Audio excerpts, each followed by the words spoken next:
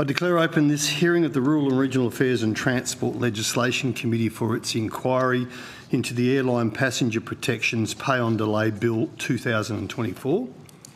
For the benefit of the witnesses, I am the Chair, Senator Glenn Sterle. I'm joined today in the room by Senator Bridget McKenzie, and I believe Senator Dean Smith will be possibly online.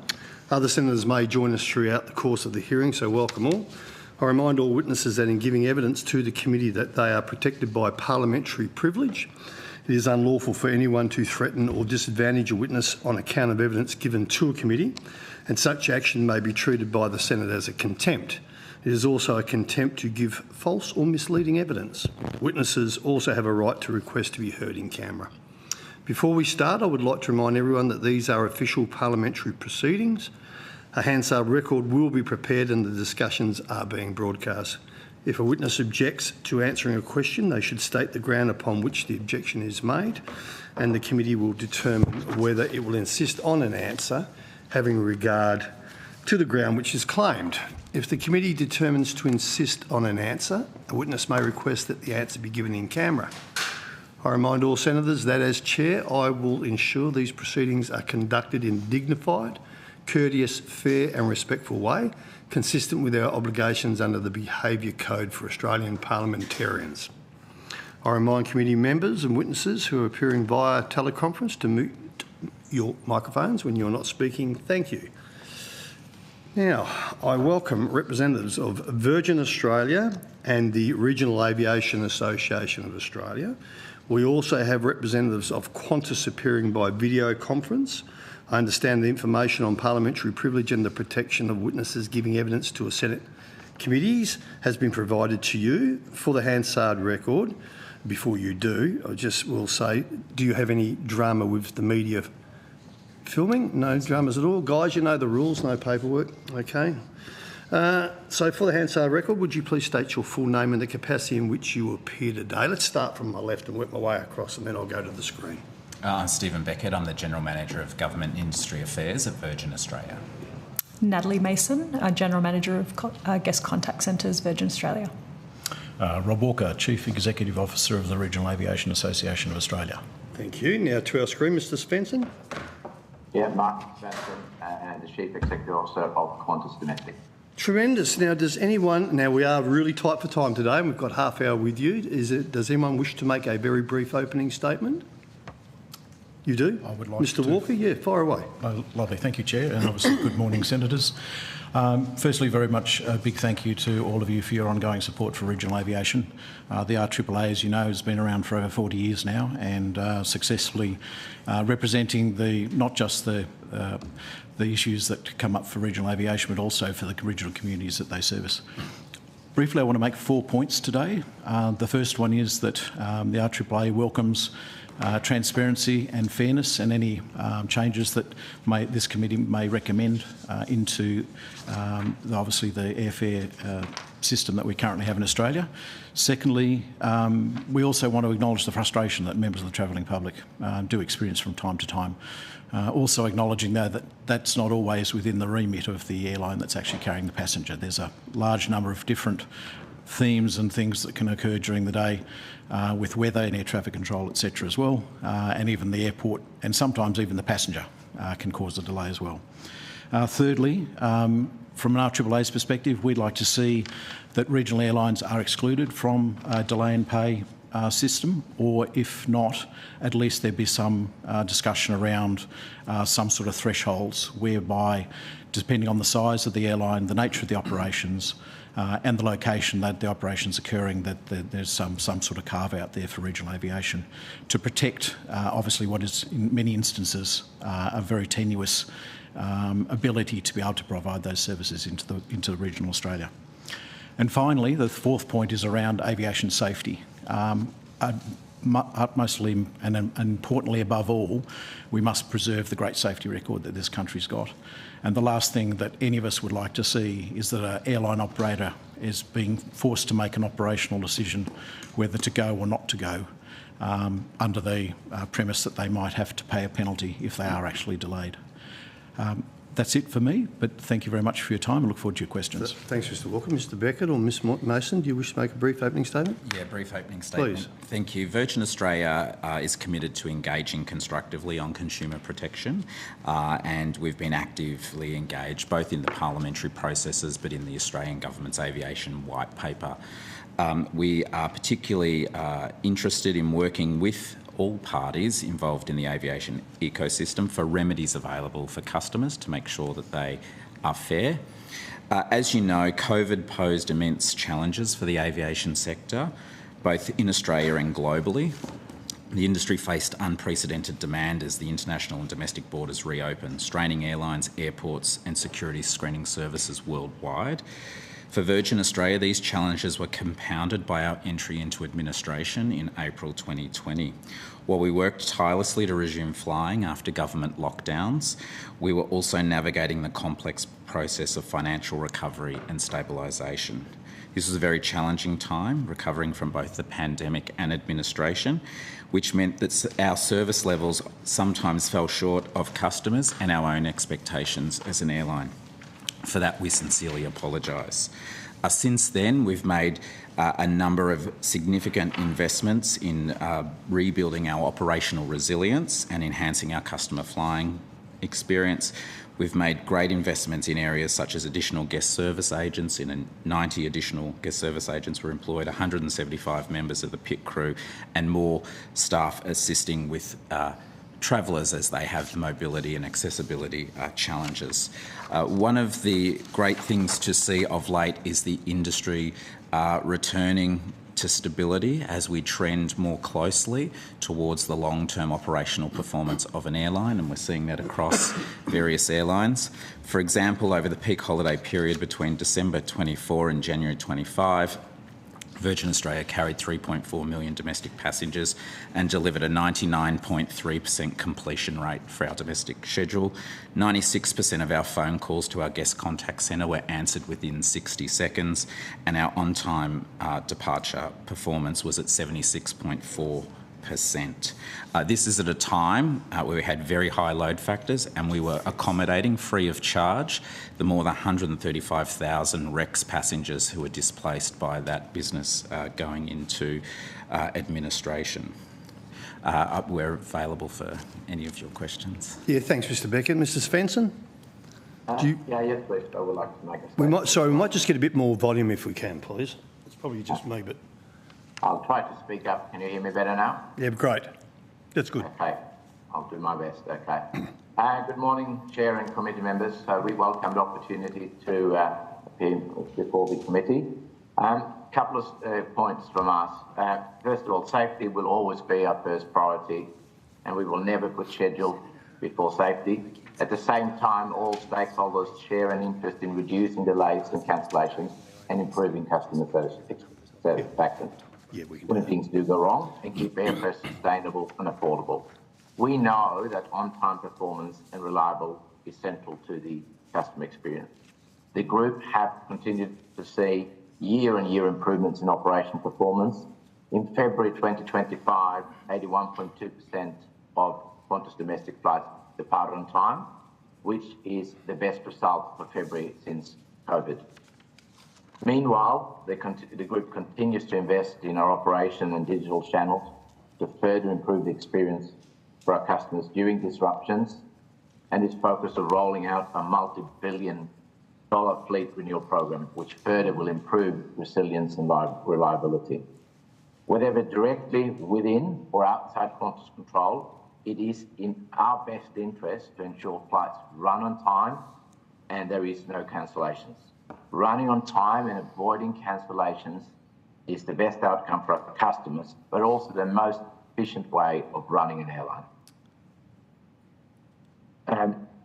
When there are delays or cancellations within our control, Qantas Group already provide customers with a wide range of support, including options for a refund or rebooking on an alternative flight, plus, depending on circumstances, meal vouchers, transfers, accommodations, and any other remedies required by law.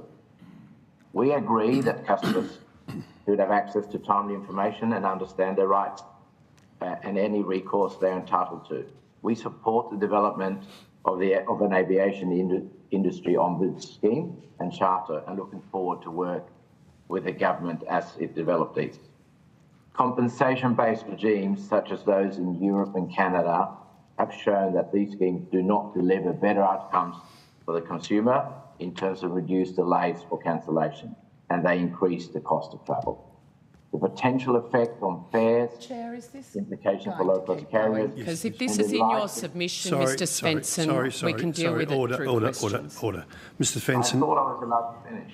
Sorry, Mr. Svensson. No, you were interrupted, and I did ask, could it be brief? Do you have much more to go, Mr. Svensson? Sorry, I don't like cutting in on you, but time is. Okay. I got over one sentence. Sure, keep going. Two sentences. Yep. So I said the potential effect on fares, implication for low-cost carriers, and there's likely negative effect on economic and marginal routes, particularly in Australia's regional network, should all be considered. As I said, aviation is a complex safety-focused industry operating in an intricate ecosystem with multiple dependencies. Without acknowledging these complexities, there's a risk that this legislation would not address underlying causes and delays and cancellations, risk unintended consequences, and fail to achieve data. Very long sentence. We are focused to improve operation performance, and this is really significant. This is an important context for assessing the need. We will do our best to improve performance. It's in our interest, it's in our customers' interest. Thank you again. All right, thank you. Questions, Senator McKenzie. Thank you very much, Chair. I just have a question. I'll start off with you, Qantas. I just want to know, Mr. Svensson, I thought things were going to be different under the new leadership. You've failed to turn up in person. Your submission to this inquiry has only just been put online. It wasn't submitted on time, a bit similar to your flight schedule, it would seem.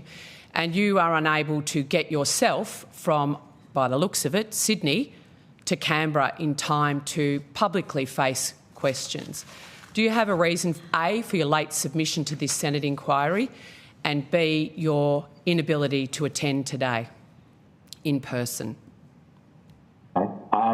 So we know the inquiry was extended multiple times, and we just want to make sure we had a later start up for our submission, which you now have. And the reason I'm not in Canberra is it's a personal matter. It's a big organisation, Mr. Svensson. I'm sure other people could have been sent in your stead if it was indeed a personal matter.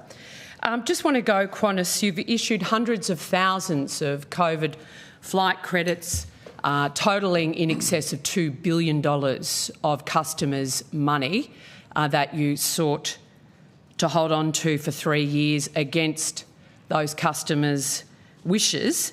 How much of that cash do you still hold? I don't have that exact number, but I know we paid back about over more than $1.5 billion. We know that all, they are non-expiring. And we love customers to come back and claim the money. We are continuing to chase them via email, via text message. So, as you know, they don't expire. So we welcome everybody to contact us to claim their COVID credits. At the end of the day, Mr. Svensson, Qantas was forced into that position precisely because of the public nature of the Senate committee process. Otherwise, you would have pocketed hundreds and hundreds of millions of dollars of Qantas Group customers' COVID flight credits. So you continued decisions to not treat this Senate committee with the respect it deserves, I think, is concerning. I want to understand that you recently admitted in court, Qantas, to misleading consumers by selling tickets for flights that had already been cancelled. That was an explicit breach of consumer trust. If Qantas was willing to knowingly sell those ghost tickets, why should passengers trust that the voluntary consumer protections that you offer in your own policies are enough, given you've had to be taken to court on behalf of Australian travellers? When it comes to running an airline, everybody wants to run their operations as efficiently as possible. It's the best thing for customers to be on time, to have no cancellation. That goes without saying. But also, when you look at, how do you run an efficient airline? You want to be on time. You don't want to have any cancellations, because when you have cancellations and running not on time, the implications on the staff might end up at the wrong place, and it's costly. So the incentives for us to be on time and avoid cancellations are huge, and they are fully aligned with the customer. So, yes, but that's not true, Mr. Svensson. Qantas has been taken to court and been found to knowingly sell tickets for flights that don't exist. So you talk about an arrangement that you have with your customers that in reality customers know doesn't exist, that you've had to be taken to court to actually admit that you were knowingly selling flights and tickets to flights that didn't exist. So what confidence, the reason we're here today with a pay-on-delay bill in front of the Senate is because you've shown yourselves to not be good corporate citizens and to not be putting your customers first. And it's not just this committee.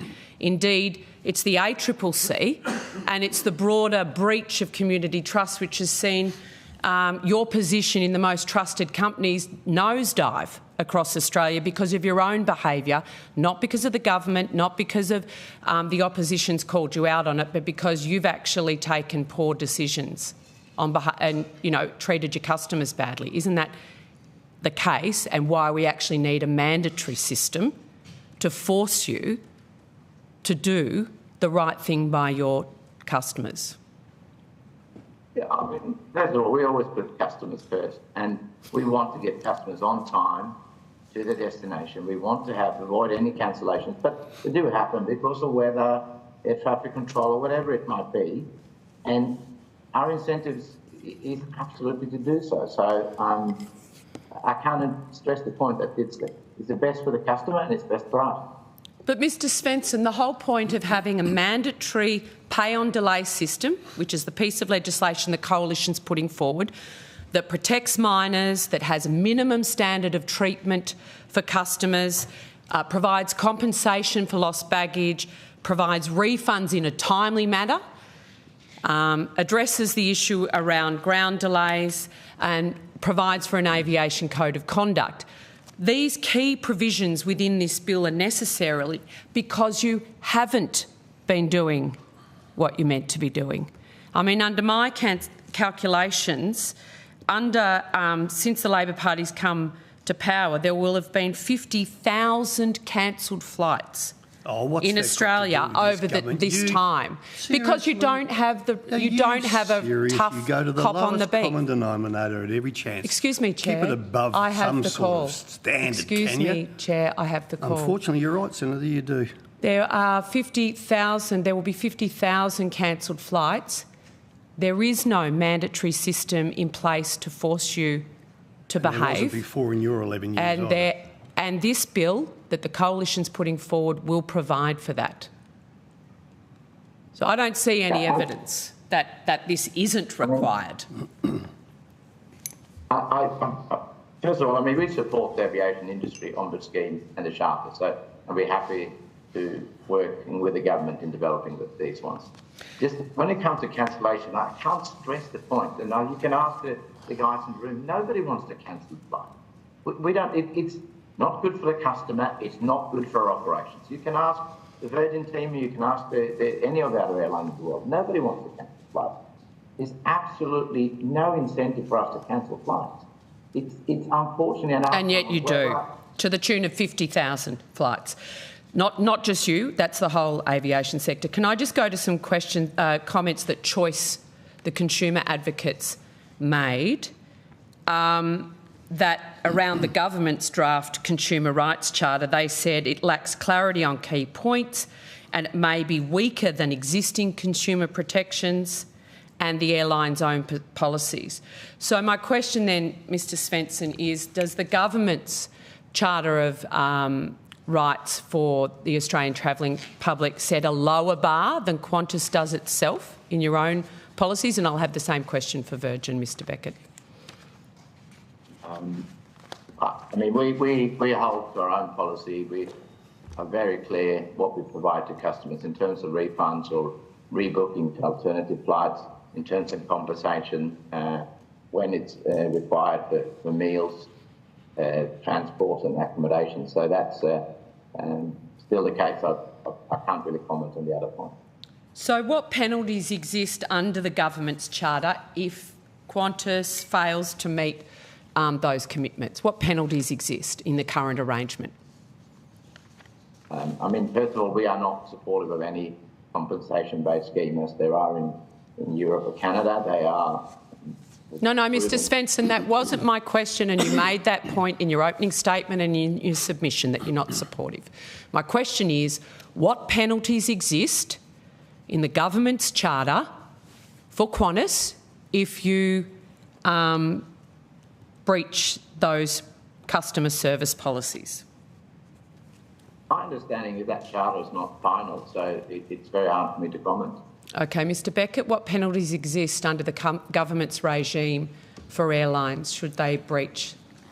Yeah, so we're committed to working with the government to make sure that the system is fair. Virgin Australia does have a very comprehensive guest compensation policy where we, through the touch of a smartphone, customers are able to rapidly rebook immediately online. They're able to access hotel Mr Beckett, vouchers. what penalties exist? So they're available under existing Australia consumer law. It sets out what the requirements are for airlines. Virgin Australia thinks that we need to make remedies more accessible to the travelling public, and that's why in our Green Paper submission we made the recommendations that we did, that we needed to see a strengthening of the complaint handling body and it also having the authority to make final and binding decisions on airlines to resolve consumer complaints. And similarly, we believe that there needs to be greater awareness and guidance for customers so that they understand what's available to them. Mr Beckett. Yes. My understanding is, and I'll be asking all the legal eagles who are coming after you, so it's probably better you do be upfront and honest, both of you. Yeah. Otherwise, it looks like you haven't actually read the government's charter. What are the penalties for breaching the consumer charter currently as it exists? My understanding is the penalty units haven't been confirmed as part of that charter. We are still in the negotiation phase. So there's no penalties? No, they're still negotiating. That's what Mr Beckett said. Mr Svensson, you're nodding now. Is that your understanding too to my original question? Like I said before, it's not final. And okay. Obviously we are supporting the government in any discussions around this charter. So to January 2025, 48,736 cancellations is the national data. 48,736 flights have been cancelled to January 2025. And there is no penalty scheme in place for the Australian consumer. Is that correct, Mr Beckett? There is no mandatory compensation scheme. That Mr is correct. Svensson, over 48,000 cancelled flights up to January 2025, official figures. There is no mandatory compensation scheme available to Australian travellers, is there? Sorry, I didn't hear that, Mr Svensson. There is no mandatory compensation scheme. No. Okay, thank you. I'll pursue that with our legal eagles. I wanted to understand, for RAAA, you mentioned Air Service Australia. This piece of legislation is only interested in making sure whoever's responsible for the cancellation or delay has to compensate the traveller. Now, if that's Air Services Australia, do you have a view, Mr Walker, about what should happen there? Should airlines be responsible for Air Services Australia's behaviour?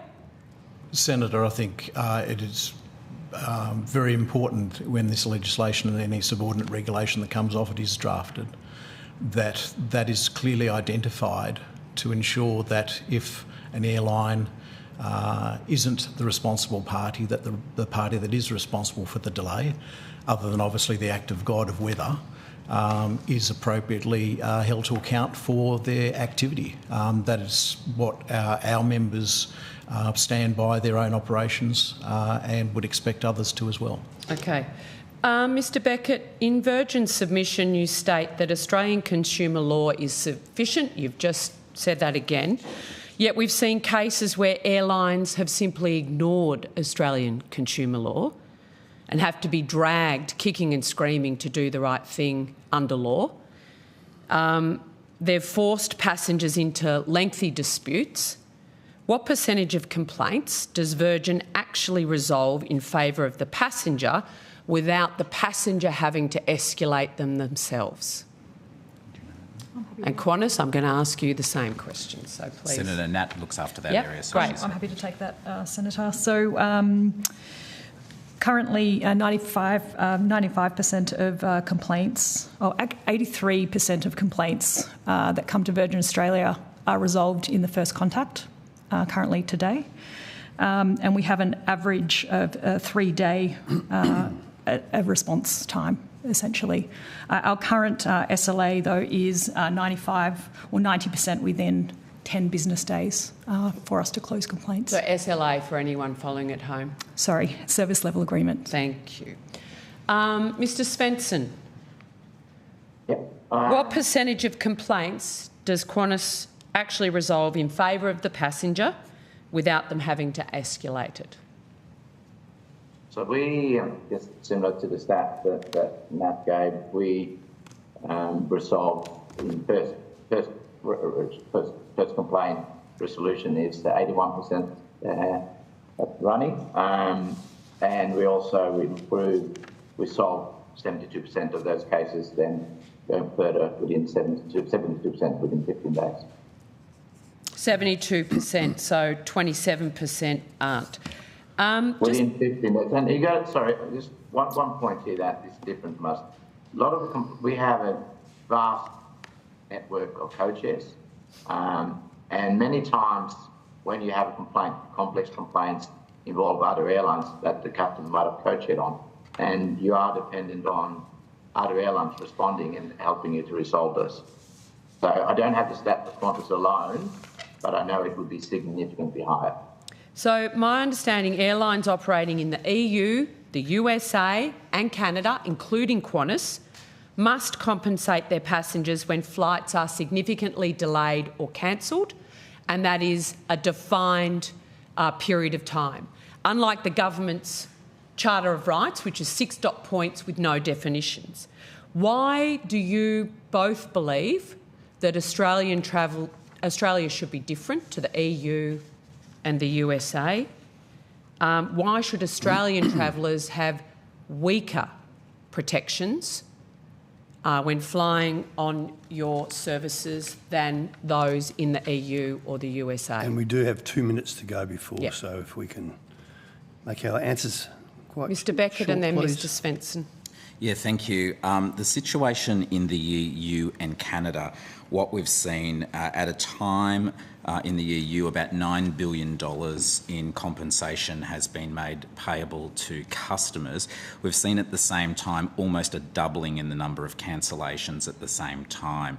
The types of performance that you're looking to improve is not connected to what is paid and what's not paid. It is the root causes of delays and cancellations, such as weather, air traffic control, engineering, people being sick. In Europe, they've got a no-win claims harvesting model where you have agents who come in... Mr Beckett, sorry to interrupt, but the chair's right, we are on limited time. My question was, why should the Australian traveller have less customer protections than the traveller in Europe and in the USA?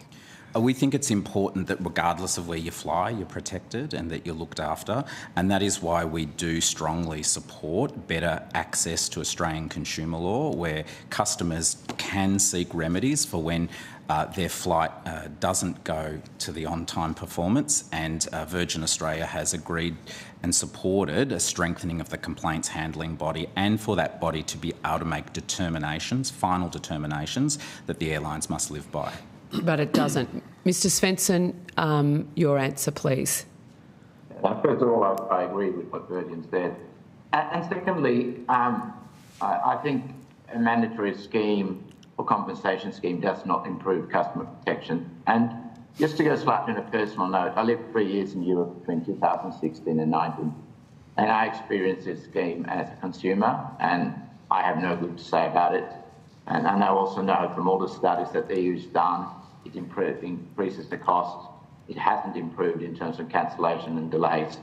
And as I said before, and I'll say again, airlines, and this goes for all airlines, have the incentive to operate the schedule on time and with no cancellation. Mr Svensson, this isn't to improve your behaviour, it's actually to compensate Australians for your behaviour. And the evidence just now was that European travellers have been compensated to the tune of $9 billion thanks to those airlines' cancellation of flights, something that's not available currently and under the government's laws to the Australian traveller. And I'll take that as a comment. Just before you do go, just very quickly, and I must say, the stain that Alan Joyce left on this nation should never go underestimated, and a clean broom hopefully is going to, help us go a long way to improving that bad situation that we had. But gentlemen, both of you and Ms Mason, who will pay? Who's going to pay? If there's money, who pays? The taxpayer, the travelling public? Who is it? And that's a genuine question, I don't know. In terms of a mandatory... Look, it happens over in Europe and it happens in Canada. Who pays? My understanding, the airline pays. And part of what we're talking about, whether it be the Ombuds scheme or whatever, there are many participants in the aviation ecosystem that need to be captured if we're looking, whether it's an Ombuds scheme or improving customer rights. One of the things that we did provide to the government about their Ombuds scheme is the number of participants left out of the system. So those airports with fewer than 1 million passengers aren't covered by the scheme. Travel agents aren't covered by the scheme, and we've all seen countless examples of, somebody not being able to board a flight because a travel agent has spelt a middle name wrong or got the details wrong, and that customer has been left out of pocket.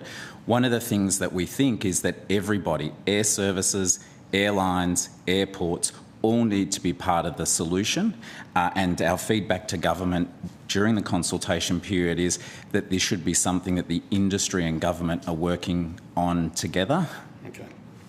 Okay, I'm sorry to cut you short, though. I get that. Thanks, Mr Beckett. Mr Svensson, did you want to add anything? No, I agree with what Virgin said, and I think if you just look what happened in EU, you look at the study review they did of the scheme in 2020, it showed that it says clearly that the scheme's led to the cost being passed through to the consumer, which is not a good outcome. And having experienced this personally as well, you create this industry of ambulance chasers. But when you have a late flight, people are standing there and they take half the money of you to claim the money for you. So you're creating this side industry that's no good for anyone. Okay, and I've got to round it up there. But that was a different answer than what you gave, Mr Beckett. You said that industry paid, and Mr Svensson just said in Europe that the consumer, the travelling public pays. Well, I'm sorry to labour, but I just want to get...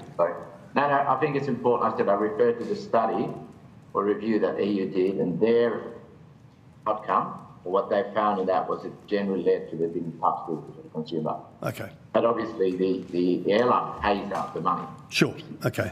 And they just get it back into ticket sales or something, like we do with security. All right, I have to get moving. So thank you very much, Mr Svensson, Mr Beckett, Ms Mason, Mr Walker. Didn't have time to quiz you a bit more, but I have no doubt we will. Thank you very much, and we now must move on. And I believe everyone's in video conference with the next one. No, we've got two in person. Mr Long and Mr Glezer. Oh, they're here. Okay. And then everyone else is ready. And just Qantas and Virgin and Regional Australia, Aviation Associated Australia, the committee, nothing was taken on notice, but if there is any questions on notice, that we've chosen close of business Wednesday the 19th of March to get any answers back. Thank you. Right. Take a seat, gentlemen.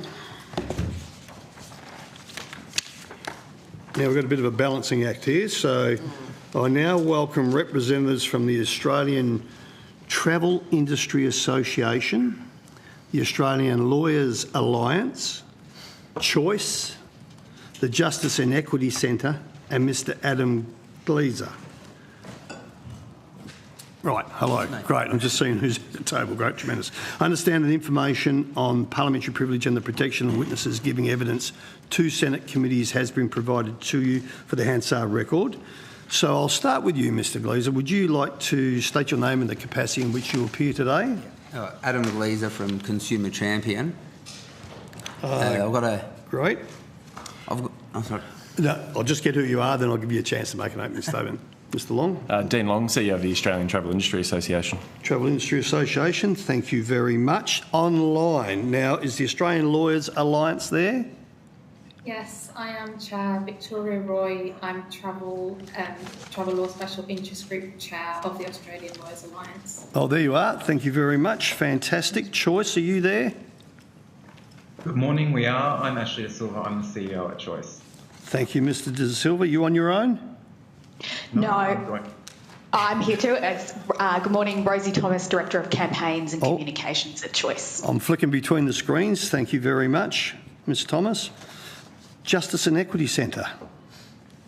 Good morning, Chair. Yes, we're here. I'm Erin Tenner-Manners and I'm joined with my colleague Sheetal Balakrishnan. We're both senior solicitors at the Justice and Equity Centre. Thank you very much. Now, we have got you till 10:40. Would any of... So between Senator McKenzie and myself, there is a request.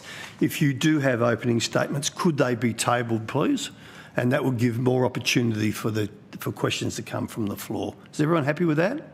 Yes. Okay. Look, thank you very much. Senator McKenzie. Yeah, thank you, Chair. Thanks, everyone. There's a lot to get through and you're all very experienced people. So I might start with you, Mr Glezer. So you've been a prominent consumer advocate for airline issues. Can you share what common frustrations you've heard from passengers during the pandemic in particular regarding cancellations and refunds, and whether those experiences indicate the need for a consistent legal scheme to protect consumers? Yeah, sure. I've been dealing with people who have been owed upwards of $25,000 and they've been given it in credits because, quite simply, the government hasn't put any legislation in place to protect Australians in this area. And they've taken advantage of it for as long as I can remember, certainly as long as I've been doing this for. There were very few refunds given over COVID, being a force majeure situation. They were under absolutely no obligation whatsoever to give anything except for a credit. And they really didn't. I mean, I was dealing with some pretty disturbing situations. People with stage 4 cancer, for example, where they were owed $10,000, $15,000, $20,000, and airlines were, sorry, we're giving you a credit because we don't have to refund you. And that was this consistent frustration throughout. It has affected it did affect consumer confidence significantly, and something has to change because we're an embarrassment compared to other jurisdictions. You heard Qantas earlier when I quizzed them about the $2 billion of credits they had on the books, and what proportion of that had been returned to customers. Do you have a figure yourself, or I might, or Choice might, but... I don't. I can't say one. I can't say a figure with confidence on that, no. Could you just give the committee the benefit of your experience around the need for a mandatory scheme?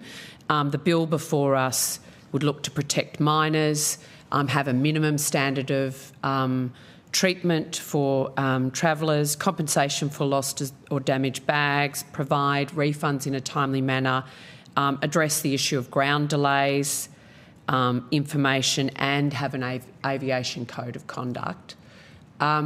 What's your view around the government's proposed 6 points consumer rights voluntary system versus a mandated scheme as proposed through this legislation? We definitely need structure in place. We need we need high minimum standards. So I've got it all in the opening statement here that I'll read after. But we do need a 261-like system over in Europe. The airlines, for example, saying that it's going to cost a significant amount. What I can tell you, and I'll actually tell you a little bit from this now, in Eurocontrol data from 2022, actually shows that the estimated cost of compensation per passenger across the EU and UK was between 60 cents and $1.20 US.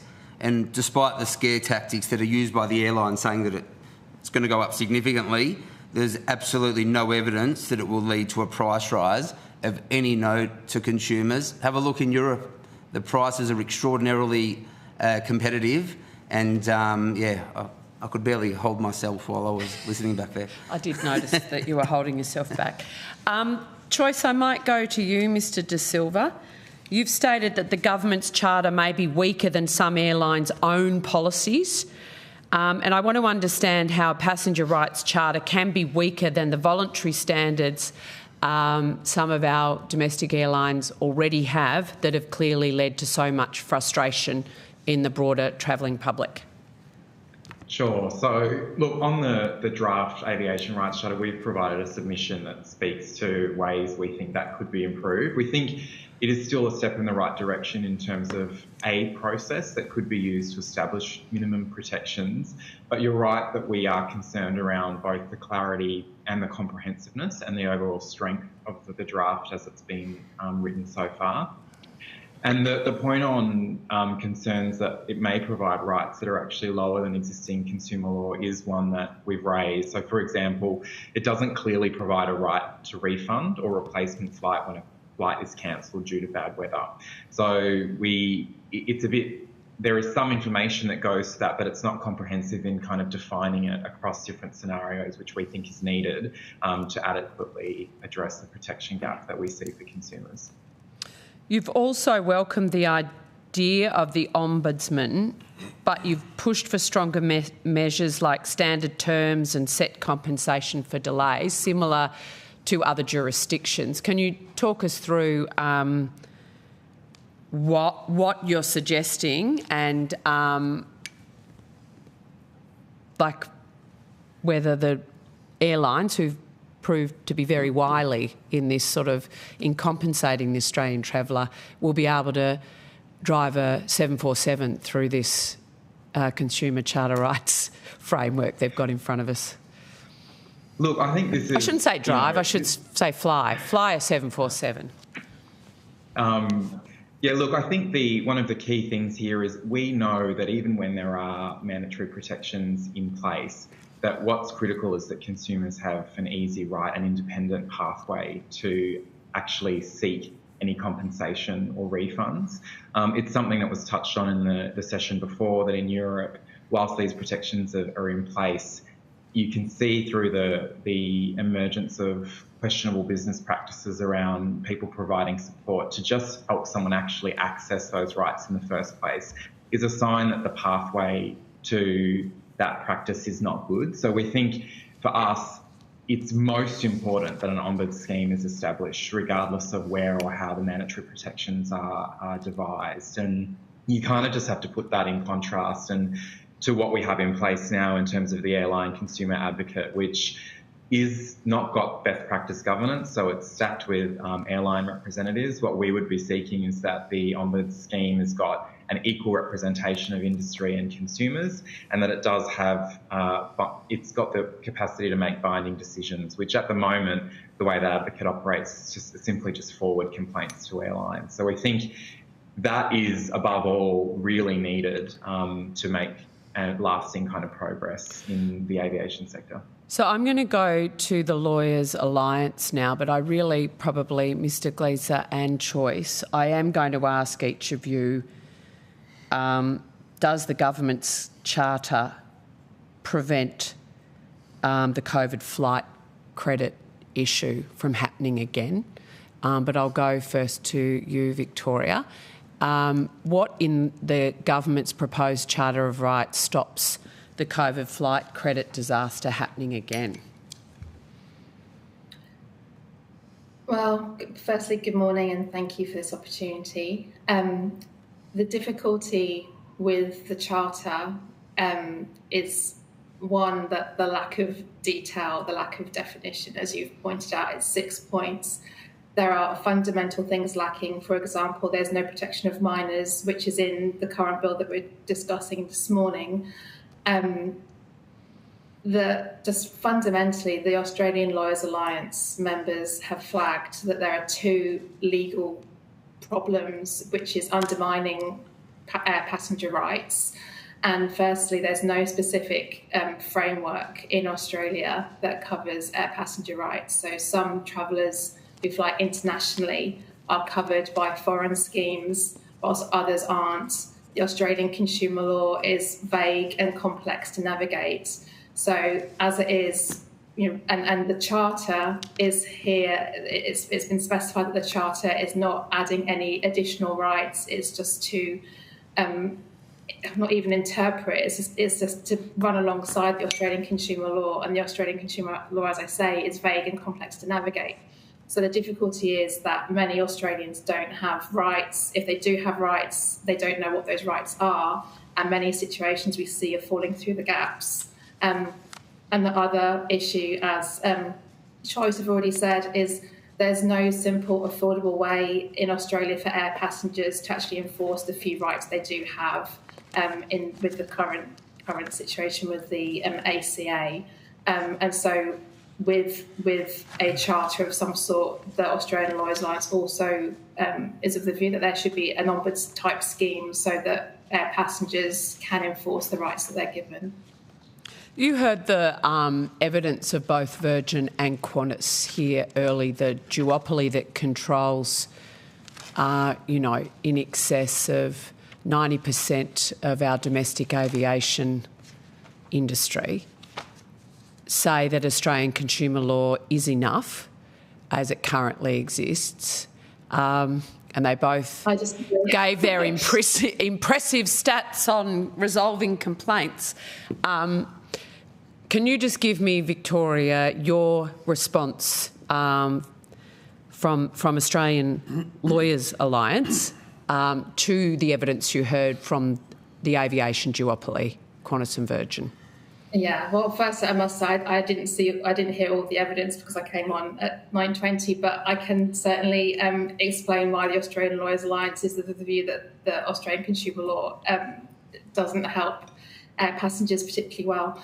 The crucial, or the first issue, is that under Section 62 of the Australian consumer law, service providers have to provide, make a guarantee to provide services in a reasonable time. Airlines and consumers both have very different views of what reasonable time is. That's not defined. With schemes such as Europe and Canada, consumers know that if their flight is delayed by, say, 3 hours, they're going to have compensation. There is no definition here, so that's the first issue with the Australian consumer law. And then secondly, the problem is what remedies you have under the Australian consumer law. So there is, under Section 267 and 236, there's a right to recover damages for loss or damage, but loss or damage isn't defined. And a bill or a charter would give the Australian air passengers the opportunity to actually understand what those rights are when it comes to cancelled and delayed flights.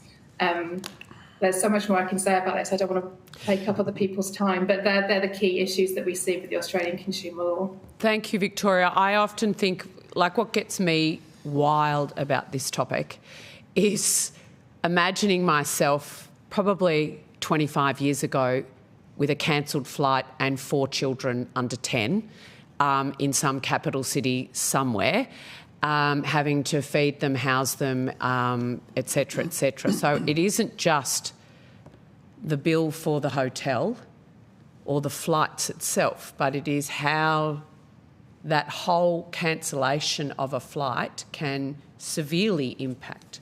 And to the regional customer, your access to health specialists in capital cities, et cetera. It may be many months before you can actually get back in to your oncologist, for instance. So, I feel I love your evidence, but I completely agree. Mr. Glezer, did you have anything to add to that? And then I'll go to Choice to see if you had something to add on those points as well. Yeah, sure. A couple of things. Firstly, based on what you just said there about having kids and these lengthy delays, we had an 8-hour we've got a 6-year-old now. He was 3 at the time.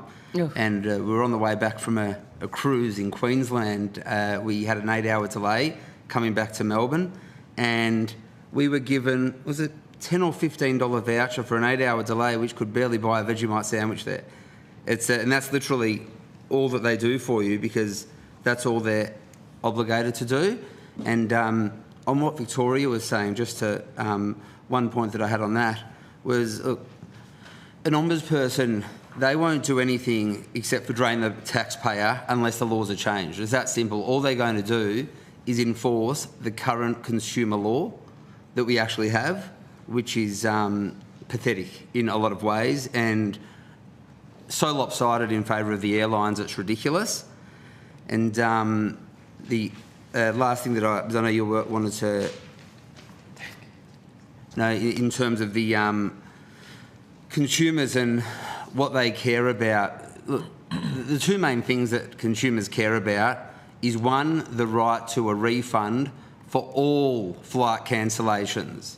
And nowhere has it been stated by anyone in any of these white, green papers, whatever it might be, that there is going to be a concrete refund for all flight cancellations, including force majeure.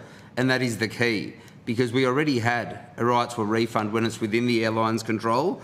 And the other thing that consumers care about is being compensated for delays of significant length. And as well as that, if you've got cancellations, you're being inconvenienced as a consumer. You might be on the way to a wedding, funeral, work event, whatever it might be. And why should the airlines just be able to say, I'll tell you what, we're going to... A good example is the cyclone that we just had. I mean, I'm not even making this up, I was speaking to people who were going to the football, to one of the cancelled games. I think it was Brisbane-Geelong from memory. And they were going there on the Thursday night. They were given the replacement flight on the Monday. What do they need that for? They've gone up for one reason. That's all right, we're looking after you, we're paying, even though the game's been cancelled. So that would be counted in their resolved customer stats, that they'd resolved it because they'd given them the flight for the Monday, even though it was for a football game or a concert or something with a specific defined time. My belief would be that, again, I don't know how they do their stats, but it wouldn't surprise me. And the one thing that I do know is Jetstar was certainly not refunding people. They were just giving credits for, obviously, for the cyclone that just occurred. Okay. And, yeah. Thank you. Choice, did you have anything to add? Yes, I might just add a few points. I mean, I think the original question was about travel credits during COVID and the extent to which the Charter might deal with that. I suppose in the interest of completeness, there is a dot point in the proposed Charter that does say that the default position of airlines will be the provision of a refund in the original form of payment, with travel voucher only being issued if the customer chooses that option. But it's unclear when that applies. And so, you know, I think just building on the earlier point there, one of the challenges with the currently proposed Charter is a lack of clarity, and more broadly what the sort of legal force it has. You know, yeah, and I think we haven't really... Instrument. Yeah, I'm going to... Because are you all here till 10:40, is that correct? Yes. Great, so we have time. I did want to ask some questions about the legal enforcement and the penalty regime, because it's all good saying we wish everyone would be nice to each other and treat their customers with respect along these 6 things. But I'll ask each member of the panel whether that's enough. I've been around the aviation sector long enough, or short enough, to know that they're not great corporate citizens, and I don't think we should just take that on face value that they're going to take those 6 dot points and not require a penalty regime or an enforcement mechanism. So sorry, who's the group down? I feel like Justice and Equity Centre? Justice and Equity Centre. Did you have an answer to that question? Well, thank you, Senator, and thanks to the committee for the invitation to appear today. So from the Justice and Equity Centre's perspective, we have extensive experience in public policy development and advocacy, promoting the rights and equal participation of people with disability, including the right to access air travel.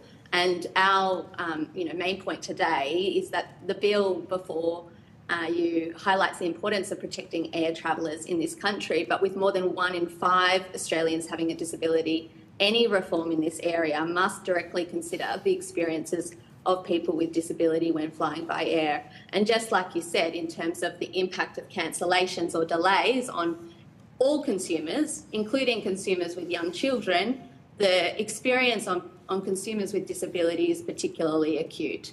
And all of the ongoing implications of that are compounded.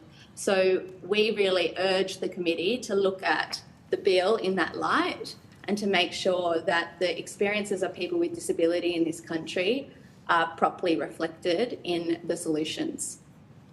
If I might add, Senator, in terms of the government's draft charter and your query about enforceability, so I'm not sure if you've read our submission to that, but we did say in our submission that for consumer protections to meaningfully improve the experience of consumers in air travel, that those protections must be enforceable, and we also said that it should be independently regulated in terms of compliance. And so we suggested that the charter should be a legislative instrument or some kind of mandatory industry code. And so the government's draft charter is a starting point, but we wanted to go further. Are you, particularly given your role in advocating for people with a disability, the government's charter doesn't include lost or damaged baggage, and I'm just thinking in terms of the need for certain items to be included, quite essential items. It's not just about having a change of clothes often if your wheelchair arrives or it doesn't. Could you just talk through the necessity to include compensation for lost or damaged baggage as part of any mandatory system? Yes, so the charter specifies remedies where luggage is damaged or lost, but it's silent on damaged mobility devices. And mobility devices aren't luggage. The impact of a damaged wheelchair is obviously far greater than a damaged suitcase. So that's the strong submission that we've put in response to the government's consultation on the charter, is that firstly, it doesn't specify the rights in relation to the handling or the damage associated with mobility devices. And it needs to, because on too many occasions, people with disability do face a lack of independence or being left stranded because their mobility device is improperly handled or damaged while flying.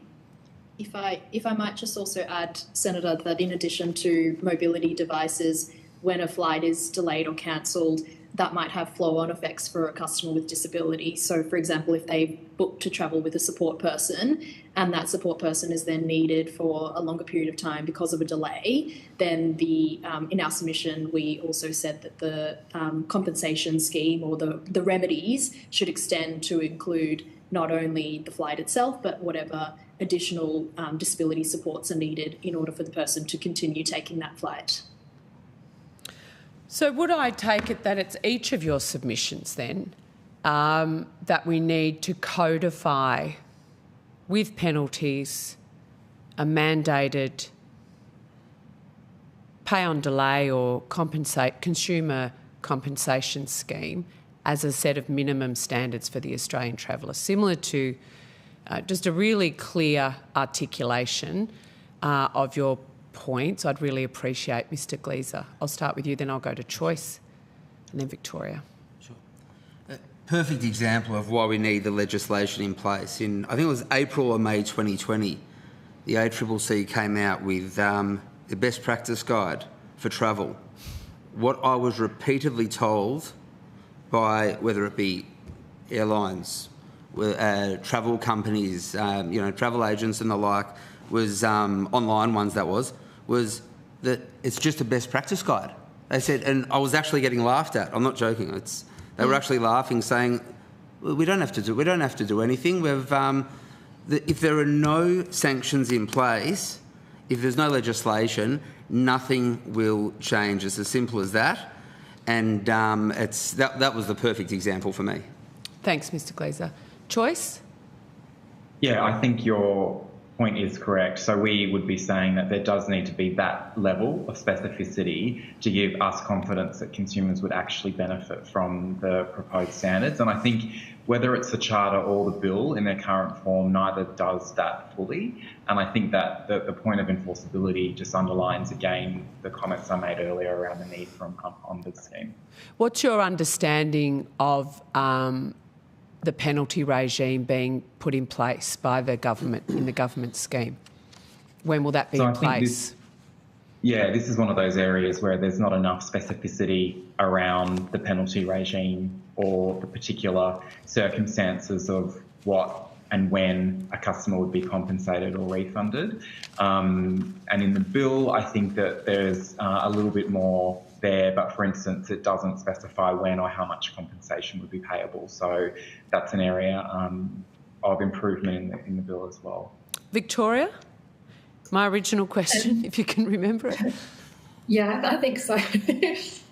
No, so similarly, the Australian Lawyers Alliance is of the view that both the bill and the Ombuds Scheme and Charter of Rights are improvements on the situation we have at the moment, but we are calling for ideally a passenger bill of rights as a mandatory legislative provision rather than a voluntary code of conduct. Would it be easier for a passenger to assert their rights if we had a codified rule versus navigating, possibly having to escalate to an ombudsman? So having that codified set of rules rather than, okay, something is done to you, then you have to go to an ombudsman, then that is escalated through another process. So having law in place, you mean? Oh, of course, it's going to be... sorry. Oh, sorry, Victoria, you, and then I'll come to Mr. Glezer. Sorry, thank you. No, so the Australian Lawyers Alliance is of the view that any scheme, any charter needs to be simple for consumers to follow, and ideally consumers should be able to get a remedy themselves from the airline. But failing, there needs to be a better alternative than consumers ultimately going to court to enforce their rights, which is what an ombuds scheme would do. So passengers need to be clearly aware of their rights and be able to assert that and fix it at the first point themselves. Absolutely. And if that if they can't come to a resolution with the airline, then there should be access to justice via an ombuds scheme or similar, rather than the alternative going to court, which is, too scary, too costly for most consumers to do. Mr. Glezer, did you have anything to add? I 100% agree with Victoria, because I know there's a lot of... there's got to be something really clear there. The laws have to be in place, because if it does result in court, firstly, it's extremely intimidating for the majority of people. But as well as that, is that most people don't have the money to afford a lawyer for it. And even if they do, is it going to be worth it when you're balancing out paying the legal fees? You might still end up losing a few grand, even if you win. So, thank you. I just want to understand what your understanding on who would have to initiate court action under the government's proposed ombuds scheme. Victoria?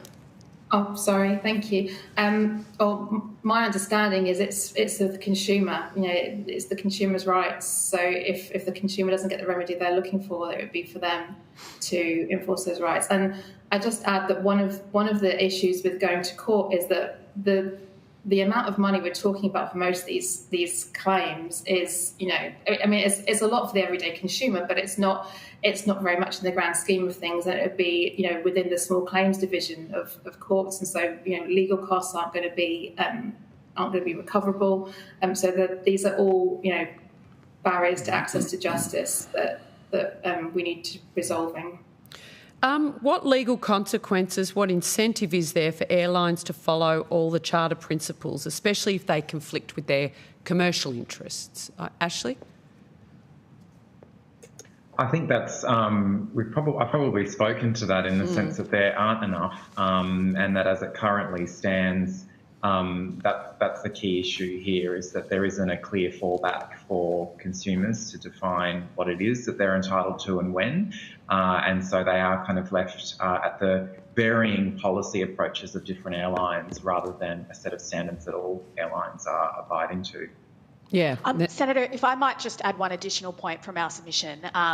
At present, it is unclear whether there's any sort of regulatory oversight or the option for a regulator to bring an action for a systemic failure to comply with the Charter. And so one of Choice's recommendations is that that kind of regulatory oversight be introduced so that there are clear penalties. And that would mean that whoever that regulator is, we would recommend a regulator with expertise in consumer protection, and so that would be the ACCC.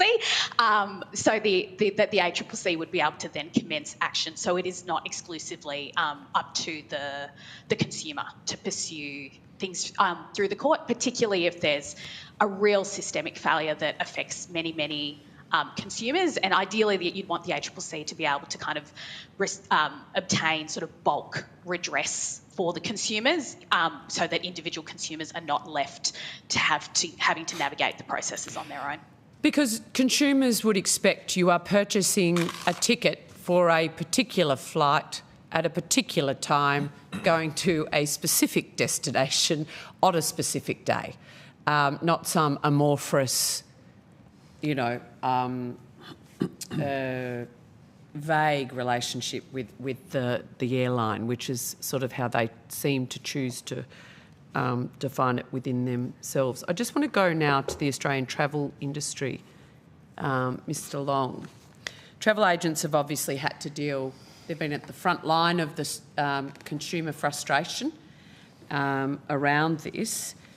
Would a clear enforceable refund rule have made the process and the experience of your members easier, calmer? Yes.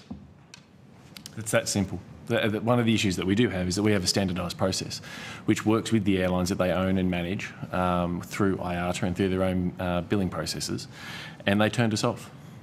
We were turned off first and turned on last. In fact, the previous CEO of Qantas Domestic went on 7:30 and said travel agents were the problem because we had more complex bookings and they couldn't possibly do it all at once. So we have seen a dual approach from airlines prioritising direct bookings versus those indirect bookings. What we've also seen is some evidence from a previous speaker from Virgin speak about that someone who booked through a travel agent because they got a letter wrong in the middle name. I don't know whether the submissions from the airline representative groups or the airlines themselves have forgotten about their own playbook that they've invented, that they run through IATA, that they own, that they have a resolution, and just for the sake of clarity, it's 830D, that they can take over any booking at any time and do whatever they so wish. Sorry, what do you mean take over? Just clarify that. Sorry, Senator? Just clarify that they can take over. So an airline at any point can take over any booking. We are their agent. We are not the principal. We don't deliver the service. They set the terms, conditions of every single element of how they run their company. So the idea that they can't make an exception because there was an error through a process is just, it'd be a strong word to say misleading, maybe not fully informed of the facts. At any point that they can take over that booking. In fact, just last year alone, they fined agents 592,000 times for errors that an agent has made. Fined. So they're fining travel agents. Correct. And but they're here this morning arguing that they similarly should not be fined. Correct. So 592 instances last calendar year. They fined small, medium and larger businesses as well where they weren't in compliant with their own rules. And that's okay. That's something which we have to work with. They've got a monopoly through IATA, which is the global governing body that does that, which is owned and managed 100% by the airlines. They have veto rights over anything that we put up. In fact, if one airline anywhere in the world vetoes a change in the Australian market of how we operate, which they can, so Air Afghanistan can go to their global meeting in Europe and veto an agreement that we've done with the local airlines here. And it's a regular occurrence. So... Can you just... Sorry, Yeah. Mr. Long, this is... Just a bit of great. clarity. A little more Give us an detail example. on this. Yeah, so the International Aviation Transport Association or Authority, you always use different A's, they are the global... many of them, but we all know them, they're IATA. I mean, they are the global lobby group for airlines. they set the rules for how agencies pay and engage with airlines. So they set the rule book. It's hundreds and hundreds of pages long. And whenever we want to make a change to the way we operate, we have... Such as. So at the moment, we have a 14-day window to collect funds and remit them to the airline. So I've booked a flight. Yep. You've got 14 days for me to pay. And it's a 14-day window. So on average, we hold the funds for about 7 days before it's given to the airline. Let's say that we wanted to make that 21, and we wanted to hold the funds for 21 days because we know customers like to change their minds and we can easily refund that. We can't do that because the airlines direct debit all of our accounts, take them into their own part, and we can't actually make any changes locally that can't be vetoed by someone, Air Afghanistan, anywhere, any airline in the world can veto any changes to the way our commercial operating environment works here. And that's the way IATA works. So it was very interesting to see some of the evidence and also the submissions put through to this committee on this thing, where we do appear to be having a debate about fines and issues about the way things operate when we have to do that on any given day of the week. The amazing thing is they can ADM us up to 18 months, 2 years after the fact. They can what? Was the acronym? So ADM is an agency debt memo, which is more commonly referred to as a fine. Right. They've come up with a different name because you don't want to be seen to be fining a partner, as they call us. So they call them ADMs. Yeah, and so they will do it anywhere 18, 24 months after the fact, for a range of reasons. After the flight is taken, or absolutely, and the accommodation, is it? Yep, and this is just flight, so this is just air. On what basis? There could be one where, what was one we had before? So I had an agent, they had tried to book the same ticket 3 times because the customer kept changing their mind, and the airline has invented a term called churning, which is where you try and rebook a passenger on a number of occasions, and they went, oh look, no, you've done that too many times, we'll fine you. Even though it was for the same customer who was going through some issues at home that we were trying to rebook, and they fined us. And the recourse for that is that you've got to go through their own ombuds that they've set up independently called the Travel Agency Commissioner. And I think we had 6 last year because it's such a time-consuming process for the amounts of money that business has to encompass. What are you talking about, $1 or $100 or what's it varies. So it can be anywhere from $50 to $500. Far out. Yeah. And if you look at the margins that we're operating under, they're extremely small. I mean, so at the moment, this isn't a breach of competition law because it's a standardised published commission rate, which they've publicly spoken about. If you're an agent today, you earn 1% on any international booking. So the ADM can be higher than what the airline is paying you to be their agent. So there are some back-end payments, absolutely, that do go through, but they don't always flow through to the front end because there's from front-end small businesses because there's other costs involved with that. But we've definitely seen on a number of occasions the misuse of ADMs. I mean, there was 20 million tickets issued last year by agents in Australia, so 600,000 ADMs in comparison is a small number, but it's still a massive number and a massive costing that the airlines have at any given time to fine agents where the principal is unhappy with very limited recourse. Can I just ask what travel agents' view would be of a minimum mandatory standard of consumer protection?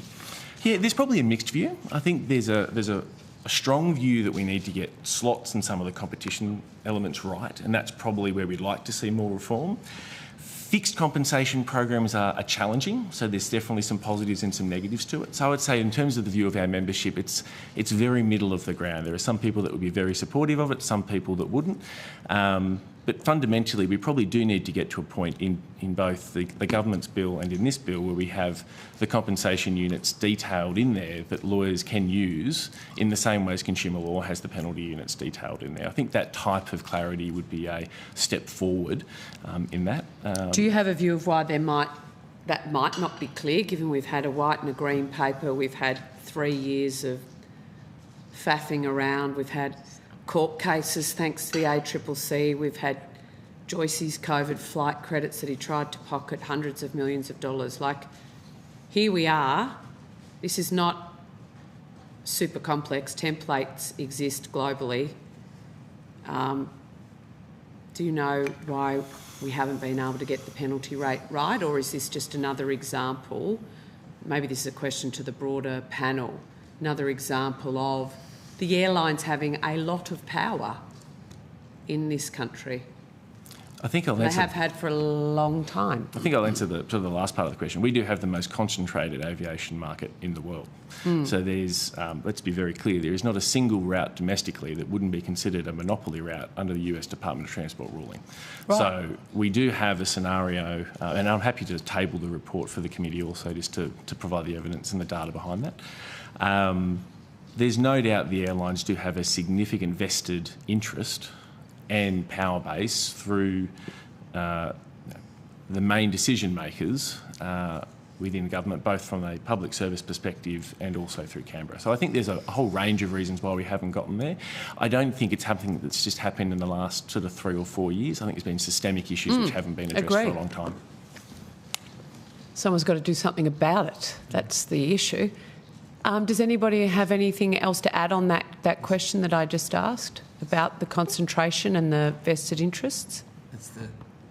Well, I was just going to say that the airlines obviously do have a lot of power with this. I mean, it's with all the chairman's lounge access, for example, and the like. I'm just putting it on the table there that hasn't stopped MPs me though, Mr. Glezer, has it? Sorry, it has not, and I've been. It's been incredible. But I'm saying with a number of MPs, I do think that it would have definitely swayed them to actually. I do think there's a conflict of interest with a lot of a number of them, and as well as that, the fact, just bringing up what you mentioned before, of this is 3 years in the making. These papers, we have got nothing except for them saying, let's get an ombudsperson in place to enforce the current ACL that we've got. How ridiculous! That takes 30 seconds. Correct. Like, great synopsis. I agree with you completely. And to have the airlines here saying, well, we've got Australian consumer laws, let's just enforce that. Yeah. Clearly, they're running and right through it. Can I mention one more thing? Yes, before you of course. Go? And with this, in terms of it being unclear, there are aspects, obviously, of the ACL. I haven't written any example, but I know there are aspects of it that are already unclear. And if this remains unclear, it's going to generally go in the favour of the airlines, because all they've got to do is lawyer up and argue why. All they've got to do is, if it's not clearly defined, the right to a refund compensation, the airlines will be able to get out of it through their lawyers because they've got more money than the consumers. It's that simple. It's not rocket science, is it? So, look, we do have Senator Dean Smith online. You there, Senator Smith? I am Senator Stirls, for sure. I might just ask a few questions if there's some time available. Go for it now. Thank you very much. In its February 2025 report, the ACCC makes it very, very clear that in its submission to the government's consultation process around the Charter, that the ACCC advocated for the Charter to contain specific compensation amounts and guidance on factors to consider where it would be fair and reasonable to provide amounts higher than the set amounts. How important is the ACCC's positioning on this particular bill and its advocacy for specific compensation amounts to be included? Who did you want to put that question to, Senator Smith? The whole panel? Senator Stirl, yes. Sorry, the whole panel. Does anyone want to open the batting and have a crack? Yes. I'm happy to go first. I mean, given... I'm sorry, Ms Thomas. Just identify who you are, because Senator Smith is online. He's not on the camera. Oh, he's on the phone. Okay, he's on the sure, phone. No problem. So Rosie Thomas from Choice, Senator. I mean, we'd say that the ACCC's views here should be highly influential. They have expertise in the consumer law, consumer protection regime, and have spent a number of years through their airline monitoring work looking very closely at what is happening in the sector and, of course, the ACCC's action against QANTAS the year before last, highlights that they're very attuned to the problems in this market. And so we'd say that their advocacy here and what they are calling for is highly, highly relevant and something that the government and all decision makers should be listening to very carefully. Does anyone else wish to add anything? I think I'll just add the continuation of the domestic monitoring ACCC report is absolutely paramount, and I think what we've seen in that report is some clear data that I don't think there's a single stakeholder that is appearing today that wouldn't find that valuable. So I think the decision by the previous government to set it up and the existing government to continue funding for that sets a very high bar of transparency. Senator Smith, do you have any further questions? I do. Just the floor is yours. How do you explain the government's initial reticence to not continue the airline monitoring regime? The regime, of course, was reinstated under significant pressure from coalition and crossbench senators. Why would the government not be interested in funding the ACCC to continue the monitoring regime? Who'd like to have a go there? Mr Long, you look like you're licking your lips. Probably licking my lips as a very good political question. Look, I'm not sure what the considerations were of the government to fund or not fund it, but I think we can say that at least it's probably the one item we can all agree on is that it is a fantastic report and should be funded indefinitely. Obviously, Glezer, go for it. Obviously, they thought they had higher priorities and didn't put it up high enough. It really should be and has to be, because this is something that has to be dealt with and dealt with very quickly. Any other? Yep, sorry. Whoever that was, please feel free. Hello? No one? No one on the panel? Okay, Senator Smith, the call's yours. How do panel participants respond to the comments from the airline industry themselves that they are highly incentivised to avoid delays and cancellations? I'm particularly interested in their comment, in their defence, particularly where there might be, on particular days at particular times, scheduled flights, but where there is low levels of patronage. Yes. I'm happy to... Yeah, whoever wants to go, please jump in, Mr Glezer. Well, that probably made me the angriest when I heard that, because the reality of it is there is no real incentive.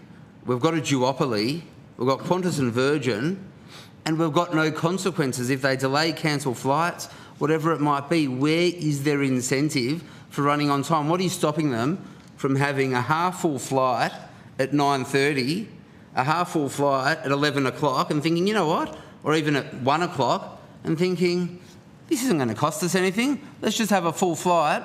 Doesn't matter, you know, where our passengers have to get, we're going to make more money out of this. I mean, there's zero incentive for them to actually run on time because there's no competition in this country and there's no consequences in place. I think I just draw if you look at the performance between international and domestic, we do see an elevated domestic cancellation structure, or maybe not a structure, but an occurrence. So we've still got in Sydney, Melbourne, which is I think still the 5th most profitable route in the world. I think you've got Qantas still running at 7.2% above pre-pandemic levels of cancellations, Jetstar's at 4.1, Virgin's at 5.5. So it still is occurring. There's no doubt we can see, when we look at particularly on leisure routes, there does seem to be some targeted cancellations that do occur that we can't work out for any other reasons other than it being a commercial reason. And again, that will be in the report that I'll send through to the committee after this. That report was put together by Dr Tony Webber on our behalf, using the available information through VITAR and IATA and other figures. So there is no doubt in the domestic space, which is highly concentrated. In fact, when I was just trying to find the numbers, if 2,500 is the monopoly, so there's a German index, and again, I'll send through the spelling for Hansard, but it's HHI. I think it's double what the US would consider a monopoly route. So we do have a very consolidated, concentrated market, which doesn't lead to the type of reforms that are great for consumer or also trade. What we have seen is when we did have a third aviation business, because we have 3 carriers today. We have Jetstar, we have Qantas, we have Virgin. We saw lower prices straight away. We saw better on-time performance, but we also saw quite a significant increase for lower fares that were put on metascanners, so those online OTAs that were significantly below fares available through Virgin, Qantas and Jetstar.com, significantly lower than what we could get access to, and those fares are coming from somewhere. So we do know that the airlines are very aggressive at maintaining or wanting to maintain their existing market shares, wanting to maintain the profitability that they have. That's definitely their right as a business. What we want to see is, though, is getting that concentration level to one that is more balanced rather than at the moment it being very one-sided. Okay. Could I add something to that question, please, Chair? Yes, of course. Regarding incentives. Thank you. It's Victoria Roy for the Australian Lawyers Alliance. I just wanted to point out that the Select Committee on Commonwealth Bilateral Air Service Agreements back in 2023 heard that on a given day, cancellation rates vary significantly between airlines, despite flights being subject to the same weather conditions and air traffic control. So the Australian Lawyers Alliance is certainly very concerned that cancellations are due to operational reasons rather than reasons that are weather related or due to other circumstances. Right. Is it... let's assume for a moment, and of course it's a contested point, but let's assume for a moment that there may be a modest increase in the price of a ticket in order for there to be a more robust mandatory compensation scheme. Is it possible that Australian consumers might be prepared to accept a modest increase in the airfare in exchange for greater security and reliability around their travel?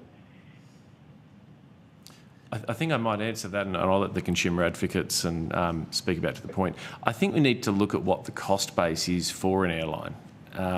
So their major cost drivers are fuel, fleet, airport lounges, etc. The quantum that the government and opposition are looking at, I think, would be very low as a percentage of their total operating cost. It's one of those items where would it lead to higher airfares? I think the one thing that I would agree with the previous party is that any increase in cost will be passed on into some form to the consumer. The question is quantum. And if you look at, I think there's about 16 airlines in the world that actually give a much better cost-based analysis.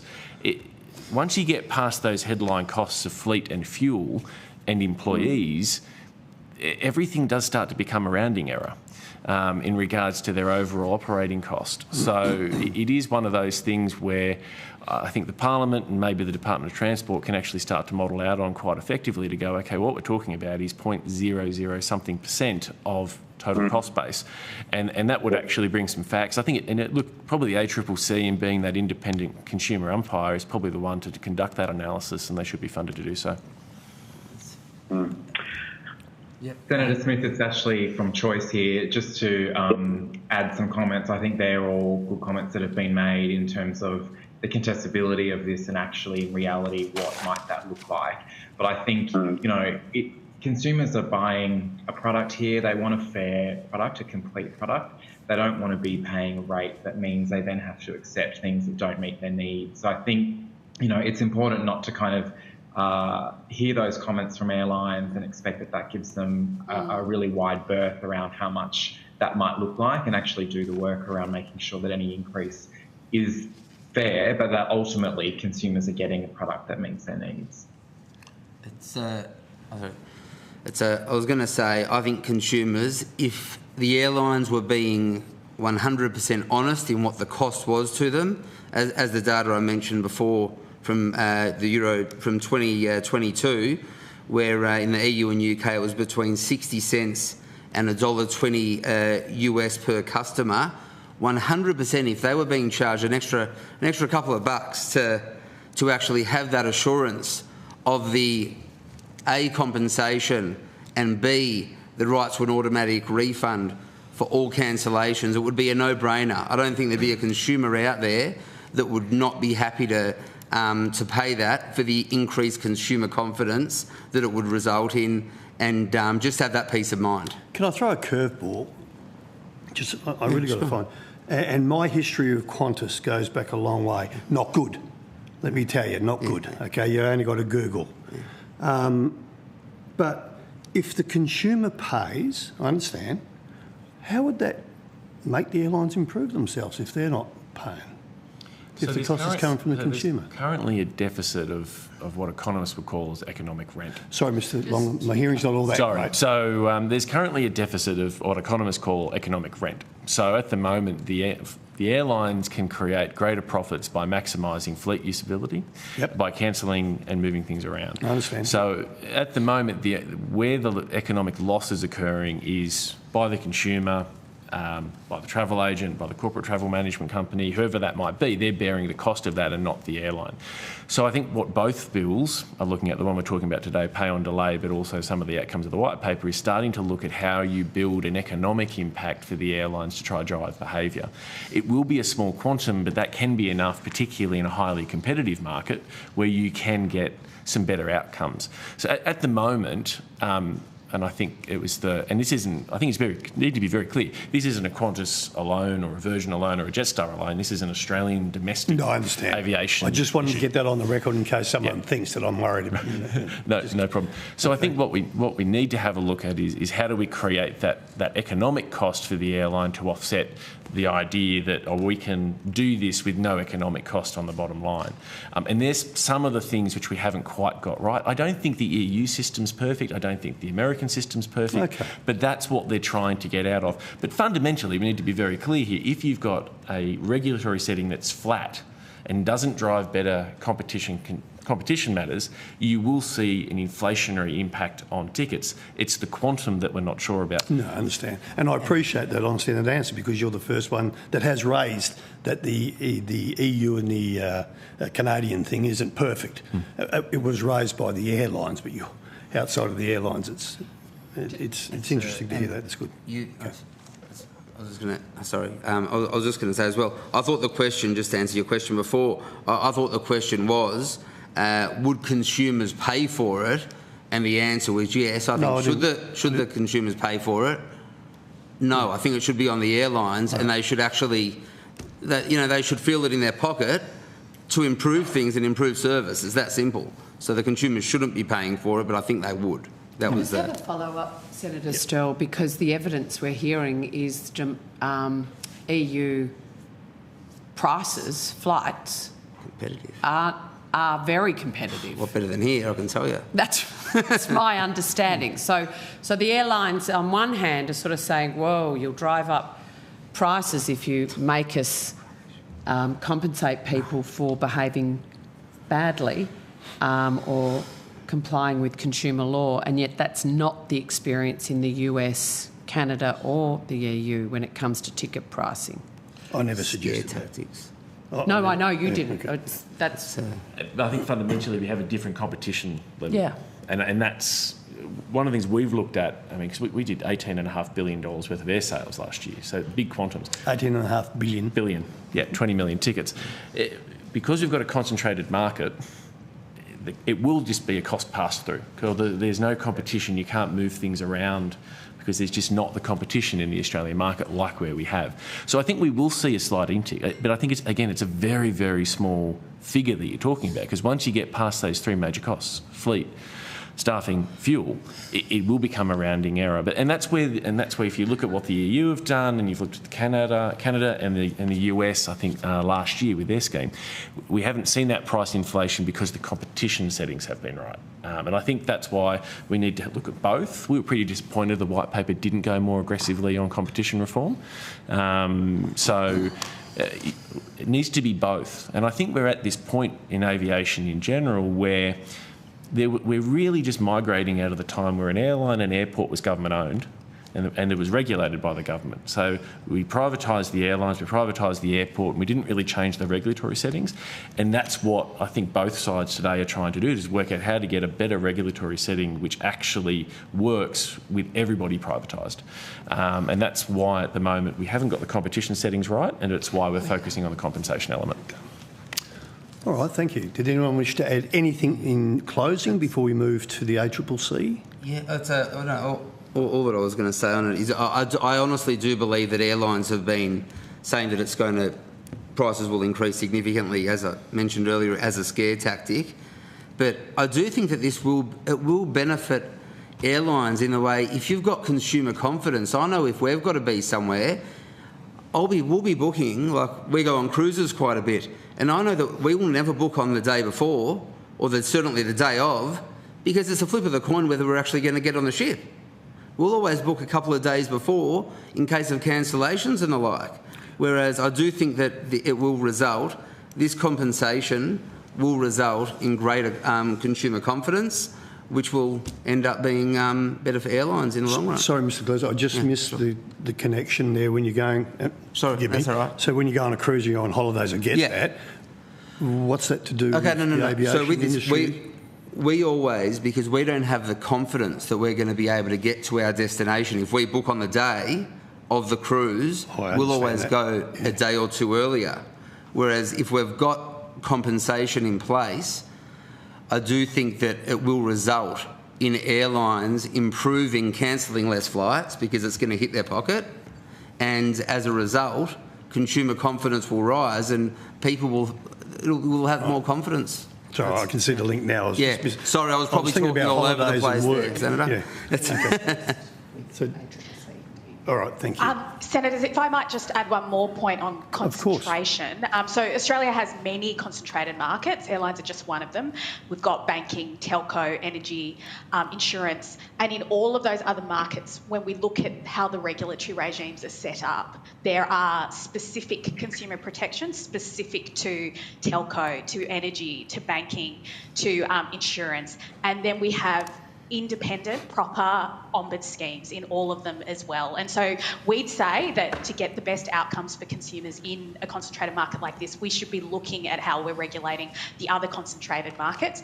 And then, yes, a separate conversation about how we can promote and support more competition is also welcome, but we think we need to get those consumer protections right, having regard to the concentration that we have. Ms Walker, thanks for that. One might not throw insurance into that debate at the moment because of other committees I'm on, but we'll leave that one. That's a debate for another day. Okay, is there any other further commentary? If there isn't, that's it. Yes? Sorry, there's one further comment from the Australian Lawyers Alliance, please. This discussion this morning has concentrated on compensation for flight delay and cancellation, but I also wanted to add that there are other consumer problems that need to be dealt with either the bill or a charter. One of them being compulsory or involuntary downgrades and how the value of the ticket difference should be valued. That's something that's unregulated. And also when a consumer gets a service that's not fit for purpose, such as you book a business class seat and it doesn't fully recline, how is that compensated as well? So there are other consumer issues beyond the flight delay and cancellation problems that we've discussed this morning that need to be addressed. Thank you. And further to that, Chair, the only way a consumer protection scheme can meet the needs of people with disability is by designing those systems with people with disability. So the bill proposes consultation, but it should specifically require consultation with people with disability and their representative organisations. We also want to reinforce that consumer protections are not enough to ensure that people with disability have equal access to air travel. So disability-specific standards under the Disability Discrimination Act and regulatory reforms are both critical to ensure that airlines and airports make their services accessible and inclusive. And so any consumer protections need to be complementary and compatible with those reforms as well. Right. Noted. Thank you very much. Thanks, everyone. And now, is the ACCC in the hallway? Do we know? They're on video. They're on video. Sorry. Very good. Okay, thanks very much. There was no questions taken on notice, so we don't have to worry about that. And I now will just give people the opportunity to leave, and then I'll now welcome the Australian Competition and Consumer Commission. Are you there, Mr. Glezer? I am, Chair. All right, beautiful. I'll get you to just tell us who you are and what capacity you appear today for the Hansard record, please. Certainly. So Rami Gress, Executive General Manager of Consumer and Fair Trading at the ACCC. Thank you. And your colleagues? Thank you, Chair. Nicole Ross, ACCC Executive General Manager, Infrastructure Division. Thank you. Thank you, Chair. David Cranston, Executive Director of Airports and Aviation.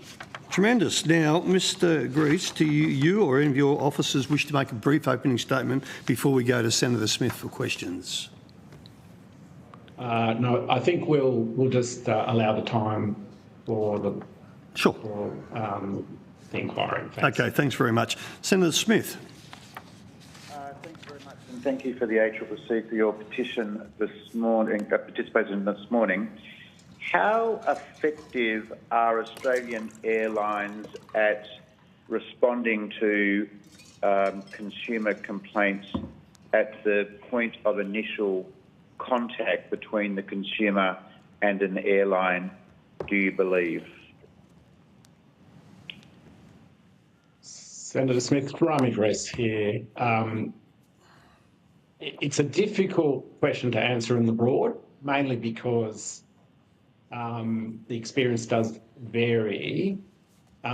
We certainly saw a great deal of complaint and dissatisfaction with that engagement over the past few years, certainly with certainly during COVID and getting access to a consumer representative was almost impossible. But we continue to hear of complaints with respect to meaningful engagement, timely engagement, even in more recent times. But it's very hard, as I said, to generalise across airlines and across circumstances. And you'll understand the reasoning for my question. In ACCC submissions to the Aviation Green Paper and others, the point is regularly made that the emphasis needs to be on that airline customer interaction that happens at that very first point of contact between the consumer and the airline. And the second point that the ACCC regularly makes is the importance of the airline acting proactively as a way of mitigating some of those further issues. So how proactive are Australian domestic airlines in doing what they can to sort of mitigate against customer complaints, and have you seen an improvement or worsening of that proactivity in recent years?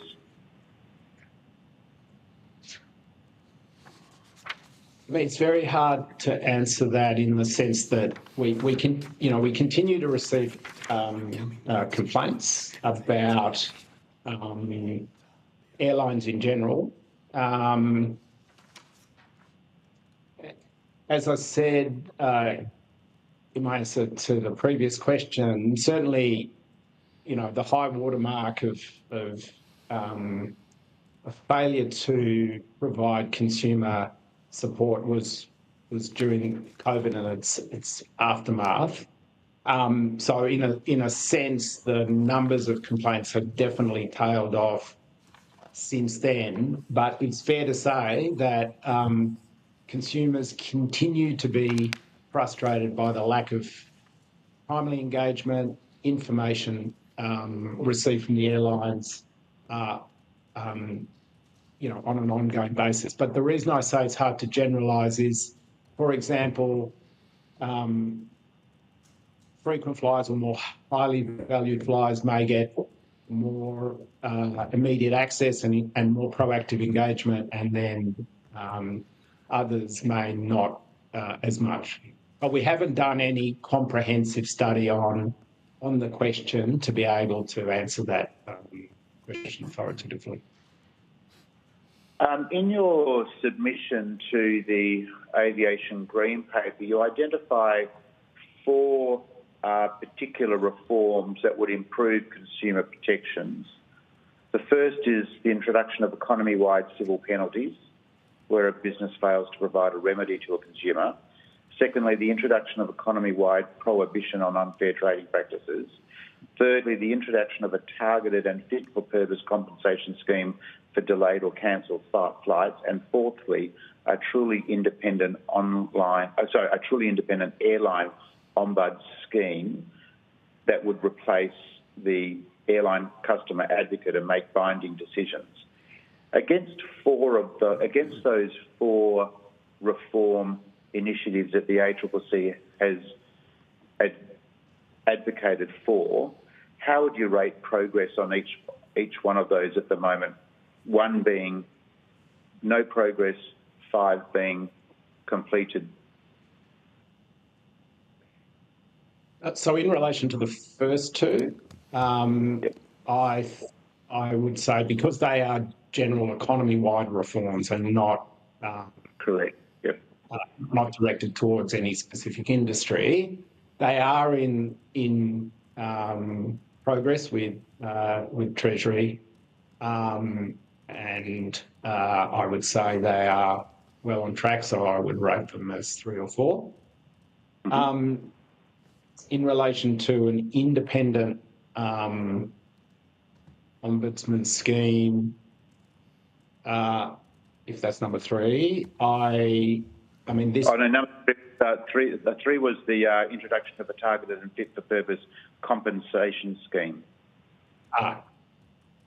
Certainly, that is something that I understand is under consideration both with respect to this inquiry, but also with respect to the development of the aviation industry ombudsman scheme.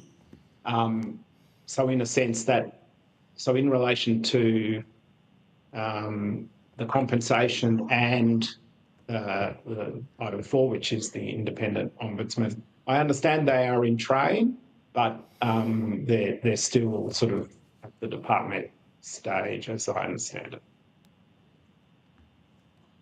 When would you expect that Australian airline consumers will have a mandatory compensation scheme? So that obviously not being the policy department, I would just be speculating. I probably would direct that question to the department. Right. So you're not aware of a implementation deadline or expectation about when it might begin operation, despite the fact that you're... How do you think a specific compensation regime incentivises airlines? Well, I think if you take any business industry, if there was a financial result from a failure to exercise due care and skill in the provision of a service, then that would have to create an incentive to avoid having to pay out on a compensation scheme. So I think as a matter of sort of economic financial logic, there will be an incentive built in, but as to the detail of that, I mean, that will depend on the weighting that's given to the various sort of circumstances of driving on time performance and the lack of cancellation versus what the compensation scheme will require them to pay. Does the ACCC believe that there's sufficient incentive in the system at the moment for airlines?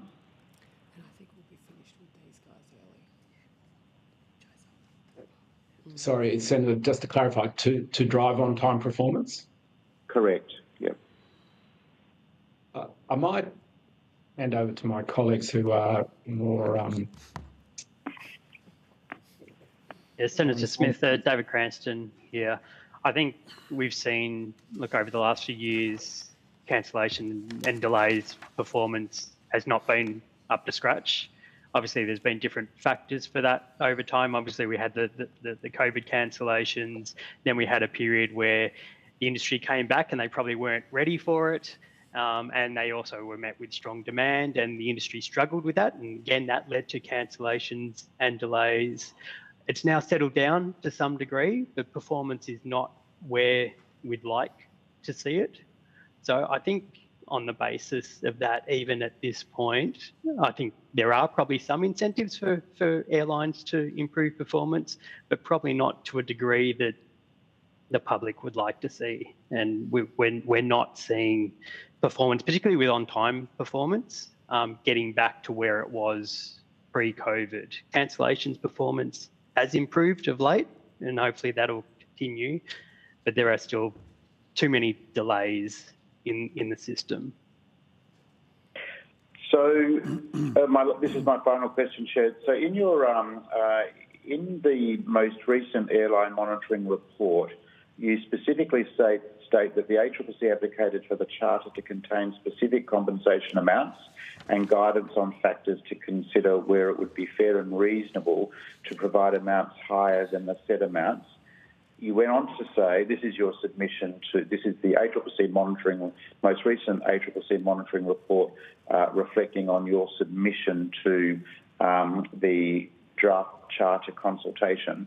You then go on to say that the ACCC considers that this would assist, so a specific compensation amount would assist airlines and airports to proactively provide reasonable remedies and resolutions to consumers and reduce the escalation of complaints. I'm just keen to understand to what extent do you think that this would be a modest, a medium, or a significant improvement to providing for airlines to more proactively, which is your word, which sort of suggests that they're not being proactive. So to what extent does the inclusion of specific compensation amounts really change the operating environment?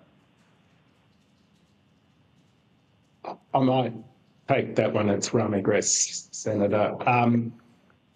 So it might be worth just providing a little bit of context. At the moment, there is a principles-based remedies and compensation scheme in the Australian consumer law that airlines and every other industry that supplies goods and services in the country has to adhere to.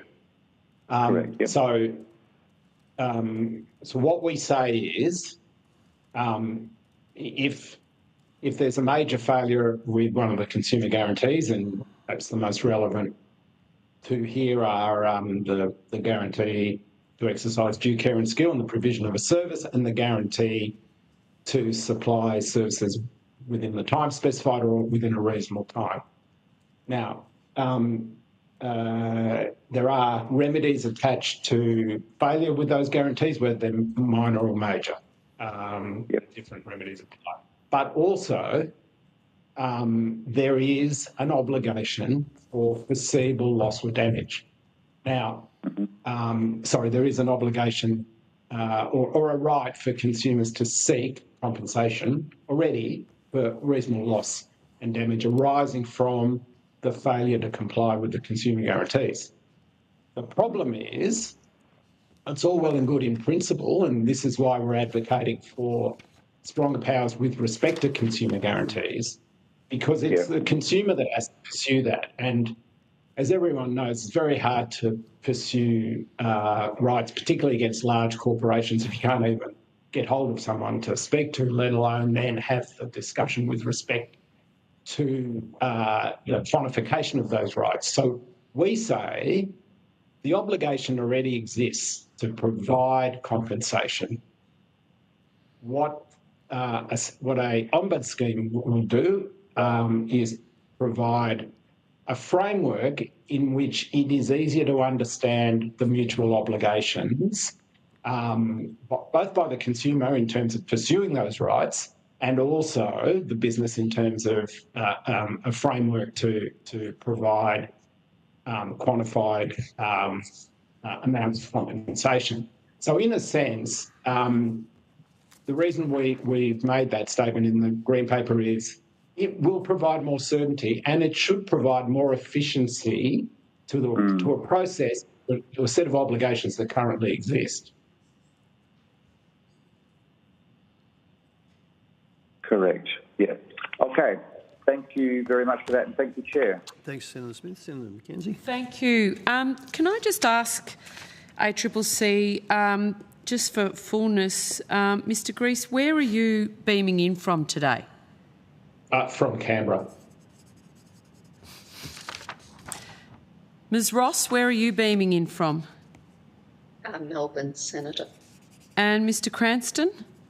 Melbourne. And home, it looks like, Mr. Cranston. Okay. I just wanted to understand how the high level of market concentration affects airfare pricing and consumer choice, particularly as we've got Qantas and Virgin together controlling 95% of the domestic market and Qantas 60% of that. I'll answer that one. Thank you, Senator McKenzie. So we think competition is vital for consumers to be receiving attractive airfares. I think it's no secret that the domestic market in Australia is not particularly competitive. It is dominated by Qantas Group and yeah, I've just read those Virgin statistics, Australia. Mr. Cranston, like that's all on the public record. I guess, does it affect some places more than others? What about the Northern Territory? The Northern Territory is sort of known for having quite expensive airfares. It can be difficult for airlines to service some smaller routes, which doesn't have the economies of scale. And also those routes are also struggle to attract greater competition that can also bring down airfares. So, for example, where we saw Rex expanding onto intercity routes, we did see a meaningful reduction in airfares on those routes following that entry. And then, of course, last year we saw the opposite as Rex had to pull off those routes. The ACCC monitoring's revealed that cheapest economy airfares more than doubled on certain routes after Rex's withdrawal. What measures are being considered to prevent such significant fare increases for the future? Well, our role in this area is to monitor and report. It's not a regulation role. So our role is to provide transparency. In terms of that particular measure, that's the measure collected from from DITRDCA. So it does involve quite a lot of fluctuation due to the methodology that they use. But with the measures that we use, which is average revenue per passenger, we did see an increase in airfares over that time, but not quite sort of the doubling that we saw on particular routes for that other measure, which can sometimes happen for particular routes at particular times where there might be a particular event, such as a Coldplay concert or something like that. And I'll point out that they're for discounted tickets, which can go missing, sort of can be difficult to find at certain times of the year. The ACCC has taken legal action against Qantas for allegedly advertising and selling tickets for flights that had already been cancelled, affecting nearly 900,000 customers. Does the government's proposed Charter of Rights prevent or at least disincentivise this practice in the future?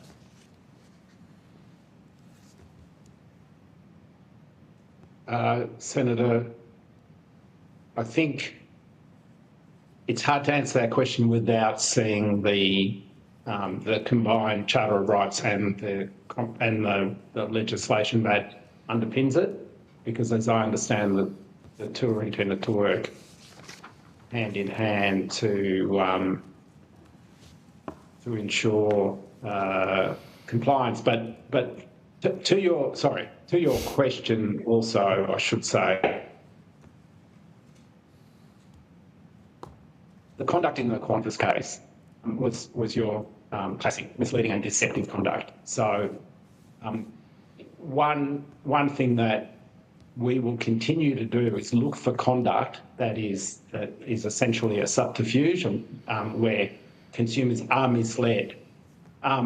My understanding is that the Ombudsman scheme, the Charter of Rights, is to deal with situations where airlines just make decisions to delay flights or cancel flights for whatever operational reasons, and then ensure consumers are adequately compensated, and there's a framework for that to happen. So with the QANTAS case, we will continue just as we do with the whole economy, keep looking for conduct that misleads consumers or deceives public. And the penalties that are available to us, as the QANTAS case highlights, are quite significant, and will continue to pursue high penalties in cases of egregious conduct. So if the Ombudsman, once active, directs an airline to compensate a passenger and the airline refuses, what happens then? Again, it will depend on how the Ombudsman is set up and how the legislation is framed. Nothing's set up at the moment, is it?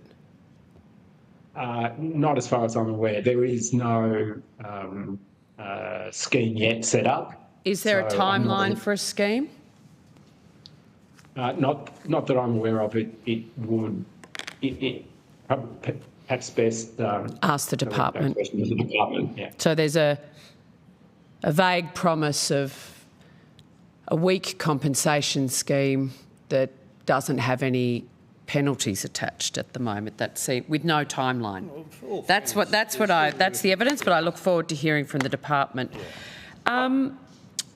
Would a legislated compensation scheme remove the need for lengthy disputes or enhance it?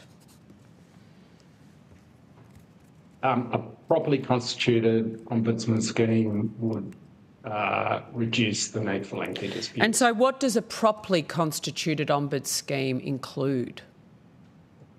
So we would say that they have the power, that the Ombudsman has the power to make binding determinations and deliver a scheme that's accessible, independent, fair and accountable. So, and of course, where decisions aren't complied with, have the ability to refer those matters to an appropriate regulator. During the pandemic, airlines issued billions of dollars of flight credits rather than customers' cash being returned to them. How does the government's charter prevent that from happening again?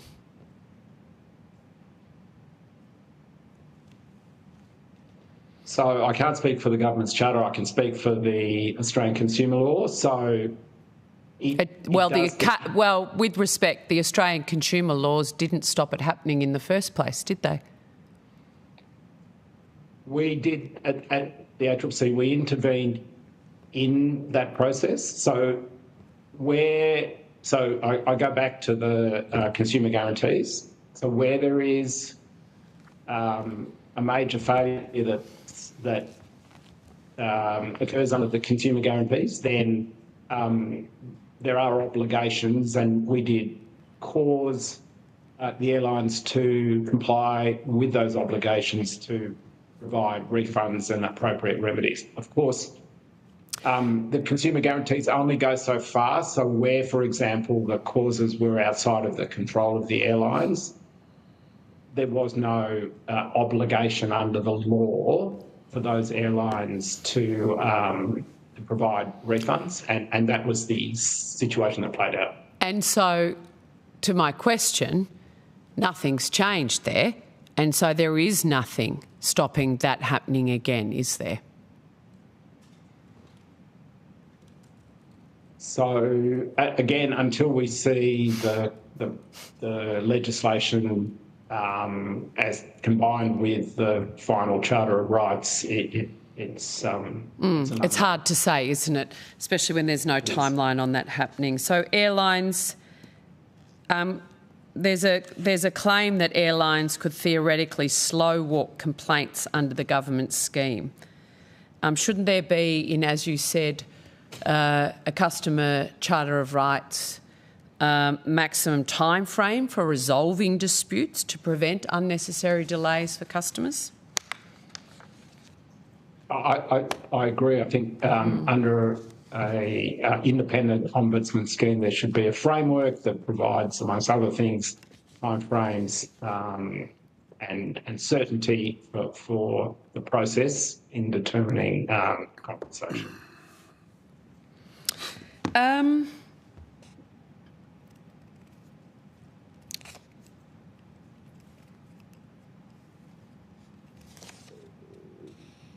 Would it be easier for a passenger to assert their rights if we had a codified rule rather than our 6 dot points? And going through an ombud, so having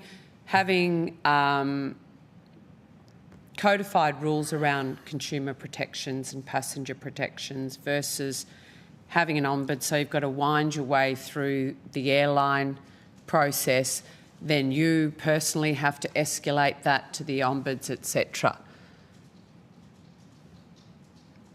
So I suppose the answer to that will depend on what the detail of both schemes. But there's no detail, is there? There's no detail. That's the problem. That's why we're here.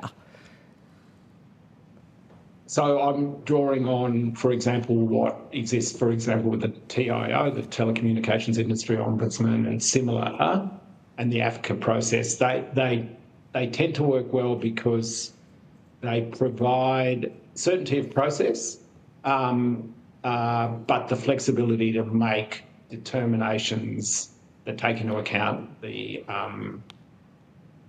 circumstances before them.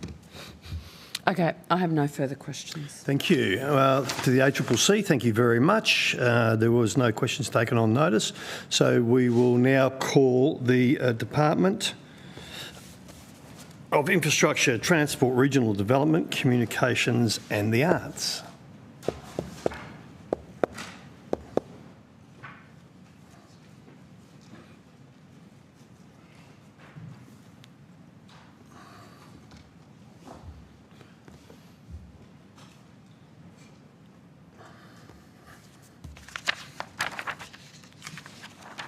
I now welcome representatives from the Department of Infrastructure, Transport, Regional Development, Communications and the Arts, and I understand that information on parliamentary privilege and the protection of witnesses giving evidence to Senate committees has been provided to you.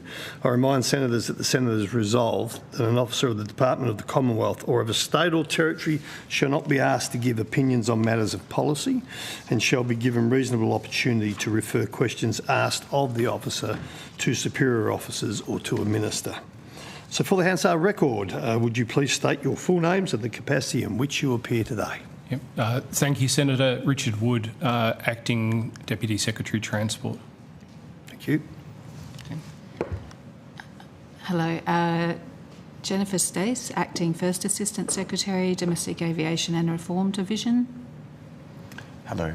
Ben Ma, Assistant Secretary, Sydney Airport Slots and Aviation Consumer Protection. Morning. Steve Webber, Acting Assistant Secretary, Aviation Industry Ombud Scheme. Very good. Now, Senator McKenzie, I have questions, but I'll let you start and then I'll finish off, okay? Thank you. Mr Webber, you're overseeing the Ombud scheme. Is that correct? I'm overseeing the establishment of the office. Sorry? I'm overseeing the establishment of the office and the function. What, the keys and the desks, or the actual scheme itself? Who's overseeing the setting up of the Ombuds? So, Senator, if I might, so the Ombuds scheme consists of a number of elements. Mr. Webber's area is looking after the couple of specific things. Firstly, the charter that we've been consulting on. So he's undertaken consultation in that area, and is also underseeing the back office set up, IT systems and those sorts of issues as well. Whereas Ms Stace and Mr Marr, their area is looking after the broader scheme, including the legislative arrangements that are being put in place to provide the enforceability behind these schemes. The enforceability, great, because it seems to be lacking, so we'll get to that. Okay. I understand the acting interim ombudsperson who was appointed to help set up this scheme has recently left the position vacant. Is that correct? The interim ombudsperson, yes, they moved to a different position in the public service. So Mr Webber is acting in a short-term term at a lower level, and we're just in the final processes of putting in place somebody else. So when did they move on?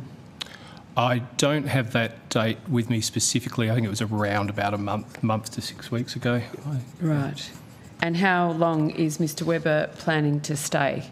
So Mr Webber will be substantively in the role, but we'll be bringing on somebody as the interim ombudsperson following the completion of recruitment processes. So the recruitment has started? What we're doing at the moment, Senator, is just finalising an internal process within the department to find someone to move into that place quickly, and we'll make decisions on that in coming days. So interim acting ombudsperson goes. Mr Webber fills that seat 6 weeks ago. We still haven't advertised. We haven't worked out how we're filling that. No, Senator. To be clear, so I think if it was we could be 4 weeks ago, but I might just double check. 5 weeks. Five weeks ago. Okay, we'll split the difference. Apologies, Senator. So we've been running an internal process. It's often typically we will often look inside the department to see if there's someone with the requisite skills. Yep. So we need someone with good regulatory or similar backgrounds. Yep. We positioned the process for that closed last week, and we're just in the late stages of going through the assessment process. It's much clearer.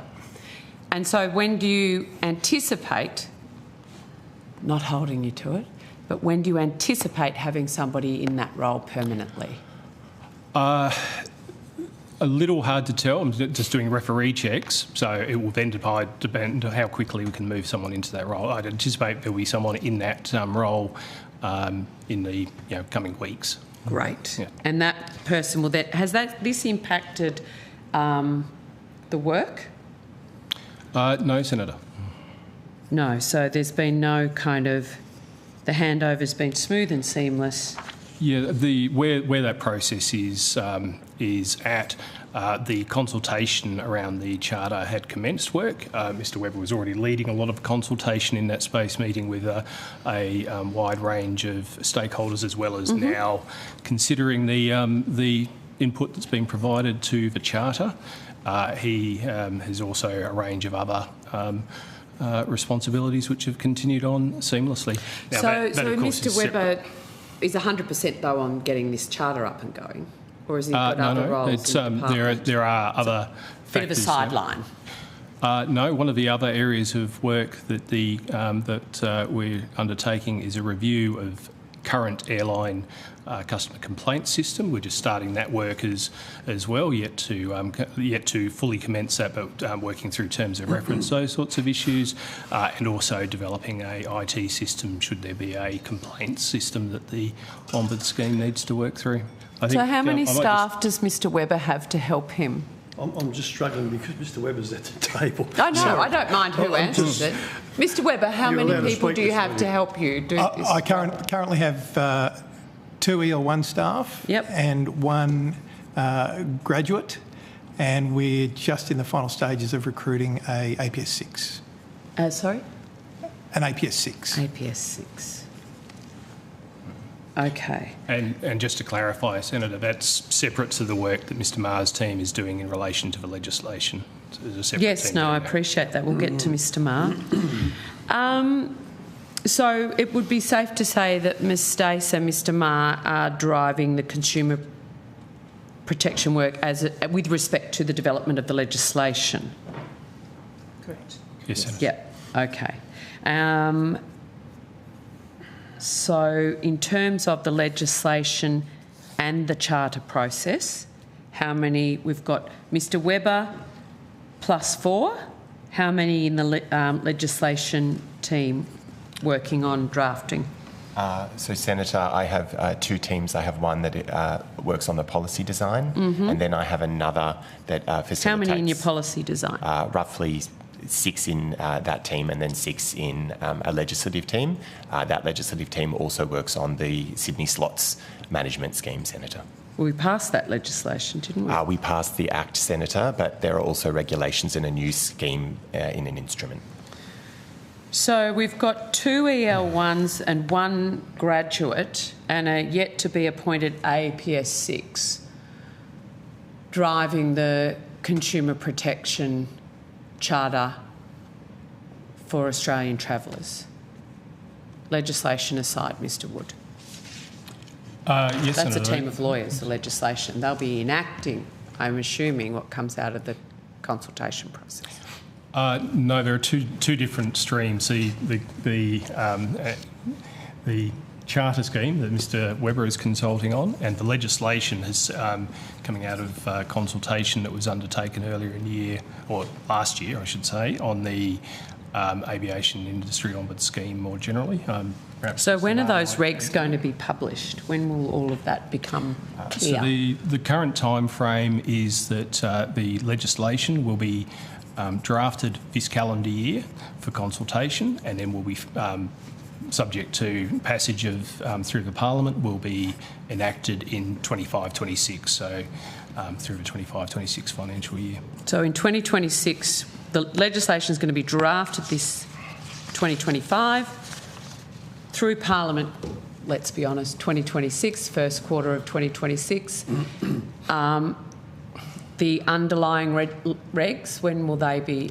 Well, like, when will this actually be? When will Australian customers be protected? I think the legislation, I might just confirm, but I think it's 26. Yes. Yeah, through 2026, subject, of course, to the Parliament. Of course, and that wily Senate. So the charter itself won't be legislated? Senator, if I may, I might talk to the framework overall. Yes. So the intention you have referred to, and there's been testimony here by other stakeholders in respect of the draft charter that was consulted on.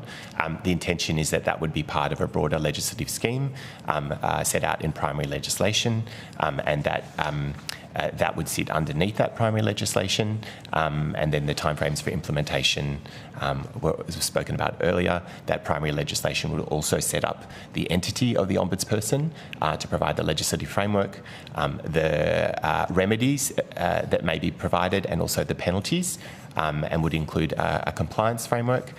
We're having regard to what that model might look like. So the charter itself isn't going to be legislated. It would be in LAW. There would be a head of power. The intention is there would be a head of power within an act to provide. So it would be classified as a legislative instrument, Senator. A legislative instrument. Yes. So for those playing along at home, that's not an actual bill. The legislative instrument. It is a. Will the bill that comes before Parliament contain the Charter of Rights? Will it be articulated in black and white? While we're still working through the detail of how it might operate, Senator, the intention is that the detail, the specific obligations that would be set out in the Charter would be in subordinate legislation. And the reason for that is the strong feedback we've had, including from the ACCC, is that it's important that there is a mechanism for the obligations to evolve and be updated. And would it be fair to say in your consultation that the strongest advocates would be Qantas and Virgin for it to be in subordinate legislation, for it not to be actually upfront and clear? Senator, if I could just clarify. In the bill, what the consumer protections are. Because we've heard evidence today, Mr Wood, and I'm sure everybody's been listening back in the department, all 12 of the team, on the pain that Australians have gone through, the need for a compensation scheme and the frustration, particularly from consumer advocates, not the airlines, that what has been put forward by the government that you're implementing isn't adequate. Senator, I think the point that Mr Maher was making is this would be subordinate legislation, similar to many acts of parliament where you have regulations or whatever which provide for detail, and subordinate legislation is more readily able to be amended and improved, and this is a first of its kind in Australia. Or watered down, weakened. But I think Sorry, Senator. I am listening intently, but I would just urge Senator McKenzie, let the witness finish the answer and then you can put another question. Mr Wood. Thank you. But the intent of the Act is it would give the head of power, including enforcement and potentially penalty provisions in the Act.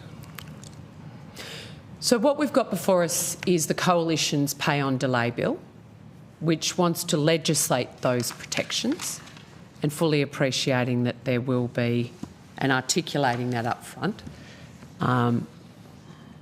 And the government's proposal doesn't.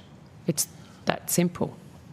I'm not sure I would agree with that characterisation, because the proposed legislation, still being drafted of course, but we're expecting to include enforcement provisions in that legislation. But Mr Wood, that is not going to see the light of the day till the end of 2026. Well, the current proposal is for it to be finalised during the 25-26 financial year. When will Australians be able to avail themselves of what consumer advocates have made clear is an ill-defined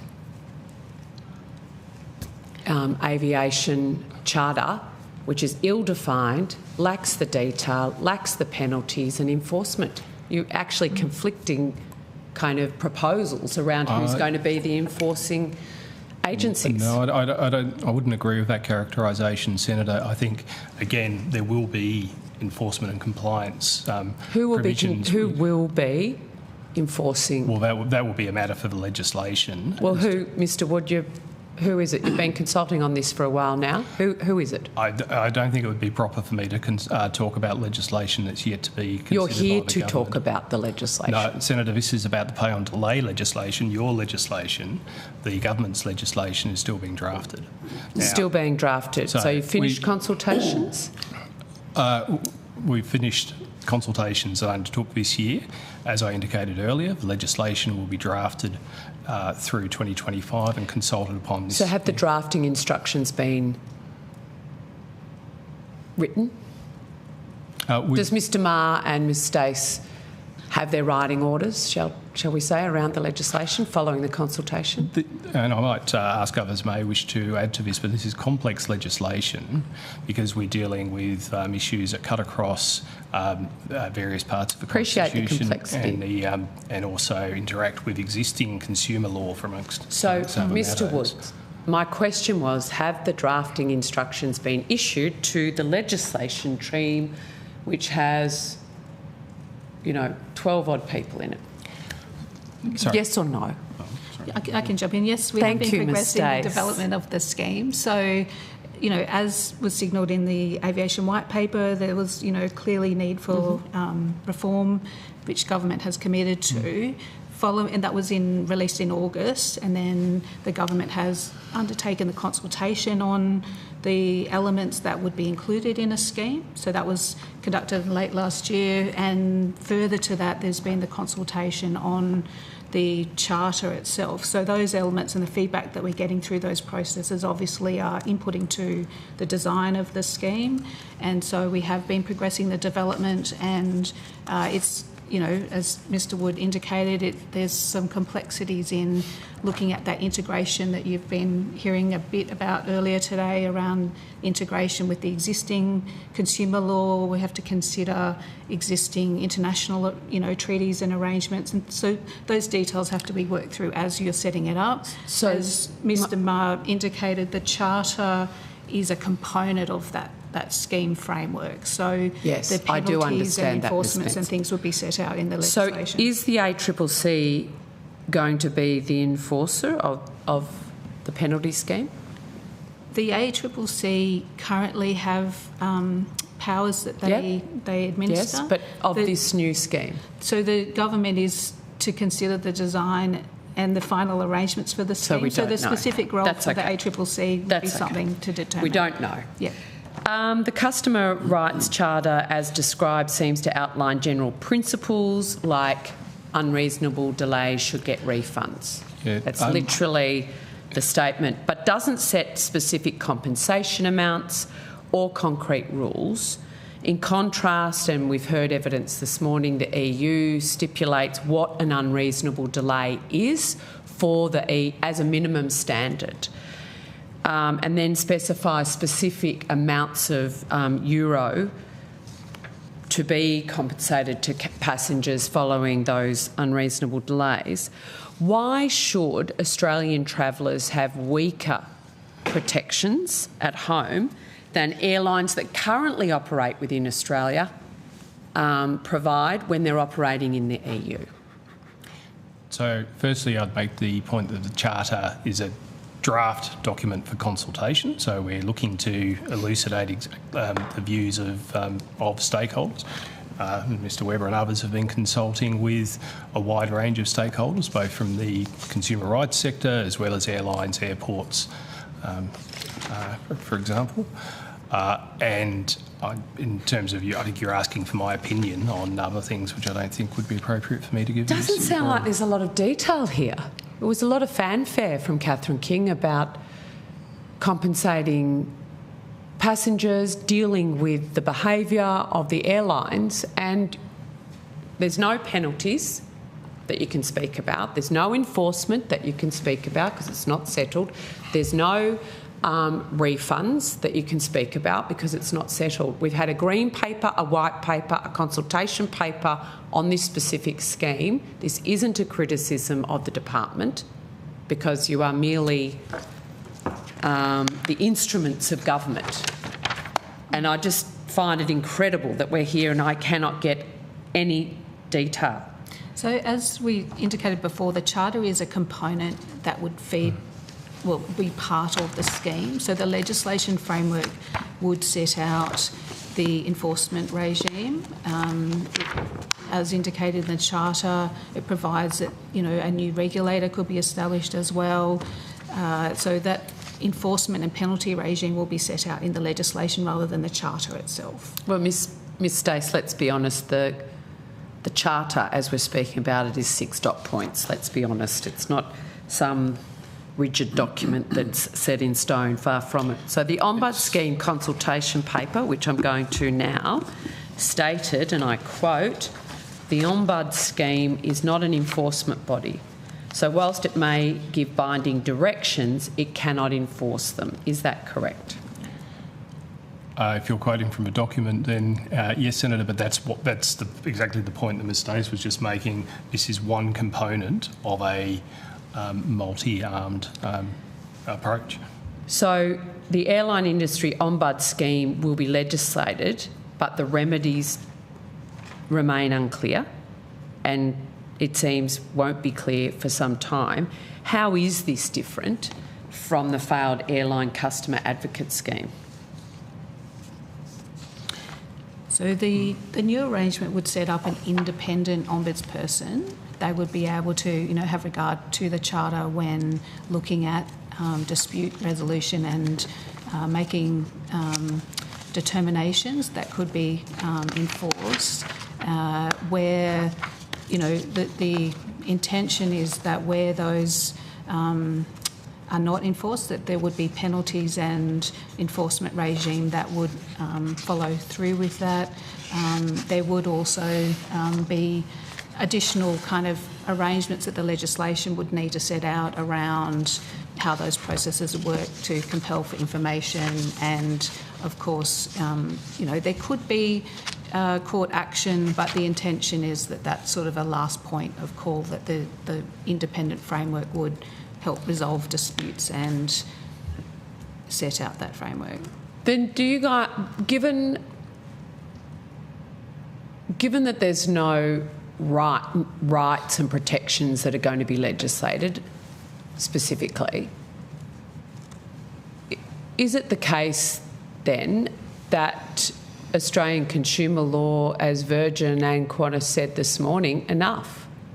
Doesn't seem like you're going to be legislating new rights. You're not legislating around protection of minors. That's not mentioned in the Charter. Minimum standards of treatment, with aviation code of conduct, refunds in a timely manner. There's no specifics here.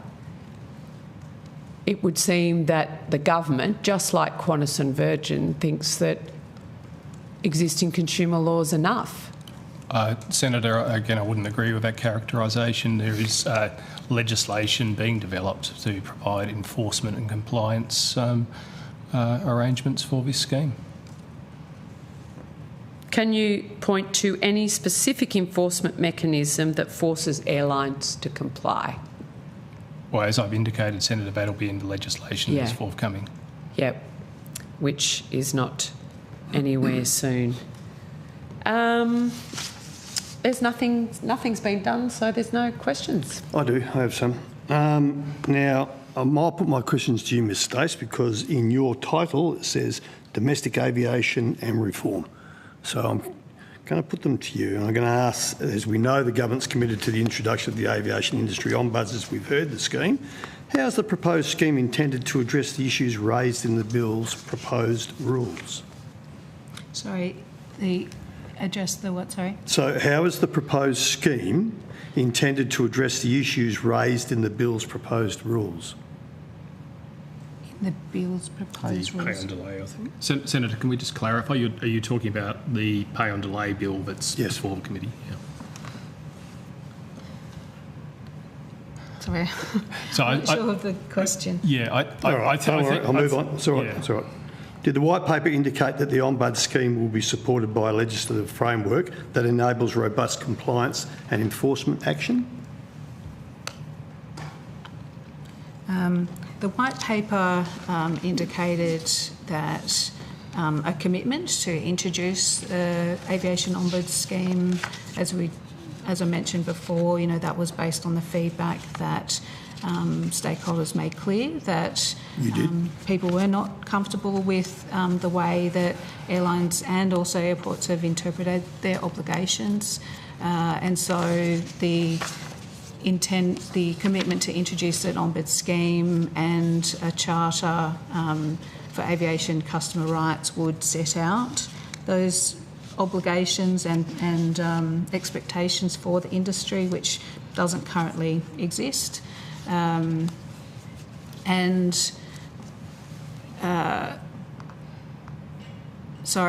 addition to that, the white paper committed to bringing in or adopting a show cause arrangement, so complementing the arrangements around setting the expected standard for the industry is also to lift the reporting and the transparency arrangement. So the show cause arrangement would require airlines to report on the reasons for delays and cancellations as well, and improve that regular reporting of the data. And there was also a number of other initiatives to improve experience for consumers with a disability as well. Okay, and you did actually answer early on and said that there will be penalties? Correct. So the scheme will include enforcement. as set out, was that the ombudsperson would be able to consider matters that would have regard to the framework that the Charter refers to and make determinations that could be enforced. Okay, and you touched on the show cause. So the show cause arrangement, will it increase transparency and public accountability for on-time performance?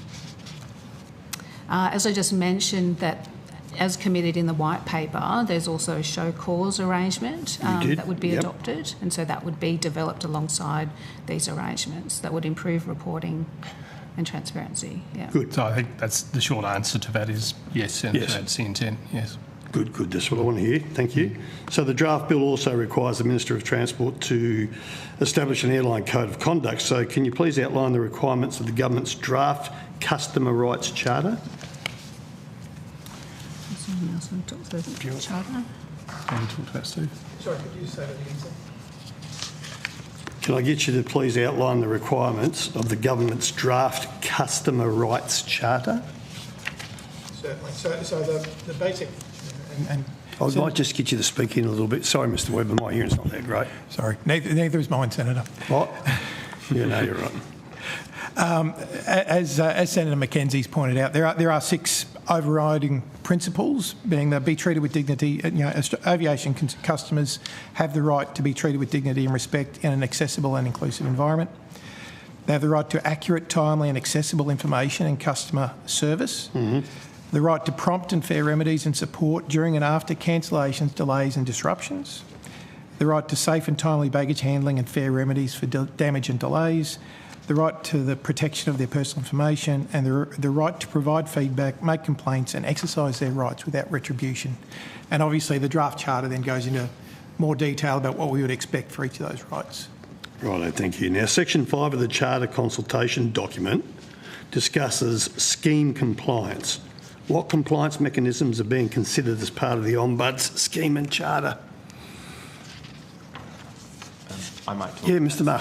So, as we explained earlier, Senator, we are in the process of drafting legislation that would create the regulatory framework for enforcement and compliance, and that would give force to the Charter of Consumer Rights. In drafting the legislation, we're looking at how the system can be structured to incentivise compliance, how decisions can be enforced, looking at constitutional powers of the Commonwealth and implications for different entities, what would inquiry and remedy powers look like, and what would appropriate penalties be for non-compliance with the powers. For example, not cooperating with requests for information or investigating consumer complaints, not meeting the obligations within the Charter, and looking at the government's civil penalties framework for what appropriate penalty rates would be. Okay, so there's some serious work being around the scheme being enforced. It's a big scheme, Senator. Yeah, good. Now, what has been the... I'll come back to you, Ms Stace, but feel free, anyone jump in. What has been the impact of those schemes? This is the compensation schemes in other countries, I should say, particularly in Europe and Canada. Sure, I'll kick off and others might like to add to that. So look, we're aware that, there has been, I guess that the pay on delay does draw on other schemes like the Canadian scheme and things like that. My understanding of some of the analysis that's been done on existing schemes in Europe and so forth has been that the costs of those schemes is passed through to, I guess, the ticket price or the cost to consumers, and that's ranged from, $4 to up to $16 per flight. I'm just going to write this down, 4 to 16, okay. Yep. And then there's also, I guess, costs to administer the schemes as well. In, I think, Canada, the changes, they've had to sort of look at amending their scheme. One of the issues that they've had is, I guess, a backlog of the complaints that they've been receiving. And so my understanding is that they've got a team of about 150 people to manage that complaints, and that they had to I think they funded about roughly $80 million over a few years to try to process and get on top of the backlog that scheme. You say over a few years? Sorry, I'm just trying to write this down. They provided around probably Canadian $75 million over 3 years to sort of catch up to the complaints that they'd been receiving through that scheme. So we've seen, we're talking about Canada, we've seen an increase in the ticket price from 4 to 16, right, which is what you've said, but then you've said that the government had to develop a whole new area of bureaucracy to enforce it and follow it up. Correct, yeah. Of which you said there was 150 people at a cost of around 80 million Canadian dollars over 3 years. Yeah, that's what they've provided. The Canadian scheme has they've worked towards I guess partial cost recovery, and so they've said it costs them about, I think, $30 million a year to administer that, and their documents show that they've got about 150 people, or almost. So the 30 million has the 30 million come from the increase in the ticket price? I think that's separately. So that's the government's the entity costs that they've set up. So that 80 million over 3 years is on top of what money's come back from. That's my understanding. Yeah. Well, see, that didn't all come out earlier on. I think that's very interesting, that, because, Senator Mackenzie, you want to reduce public service, and this is going to increase jobs within the public sector to enforce this. Okay, that's handy. How is it going to be funded? How is the government's Charter of Rights going to be funded? Senator, the aviation white paper referred to a cost recovery model. That's something we're working through as part of that design. So a cost recovery model? Yes. Walk us through that, Mr Maher.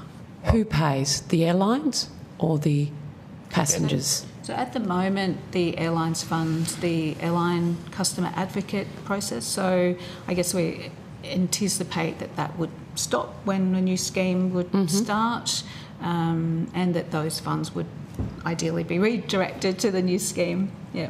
So the airlines would be funding the implementation of the ombuds and the broader. The intent, and again subject to consultation and finalisation, but members of the scheme, and it's not just the airlines in the Ombud scheme that the department has been consulting on. It's airports as well. We heard that. It is a broader thing. So we where their customer has direct touch points, but whether it's a levy or some similar mechanism, maybe. Right, I'll come back to you, Ms. Stacey. Hang on, Senator Mackenzie. So you can follow on after Senator Mackenzie. Okay. Sorry, just let me finish and then you'll come back to you. So, Ms. Stacey, with your work around what's happened overseas and all that, have compensation schemes impacted airline viability, thereby reducing competition? Best of your knowledge. If you don't know, that's fine. If anyone else doesn't know, you don't know. I think it would be hard to make a direct link on viability. One thing we have observed that there's little or poor evidence to suggest improvements in on-time performance following that. And obviously, in any scheme of this nature, of course, getting customer rights in place is the key element, but we really want to see improved performance in the first instance to avoid having to seek recompense. No, we all want to see that. Senator, I do have one thing to add to your question. Sure. While we don't have specific evidence, concern has been raised across by multiple stakeholders, including internationally, about the impact on smaller operators.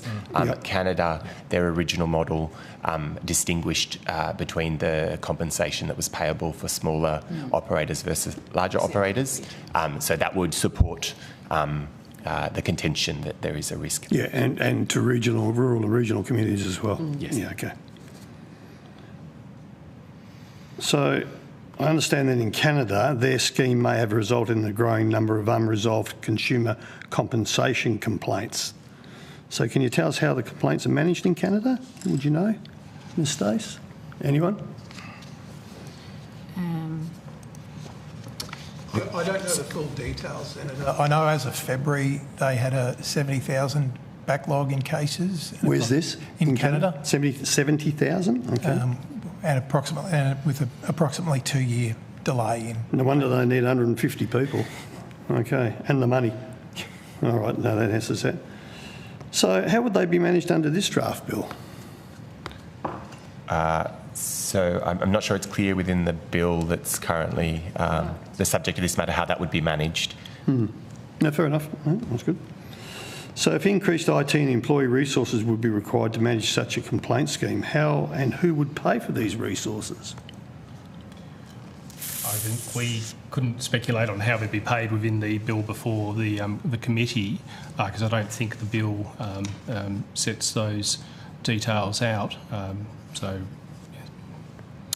Yes, I think it's a very good question. But okay, all right. Now, Senator, did you have some more questions? I do, thank you, Chair.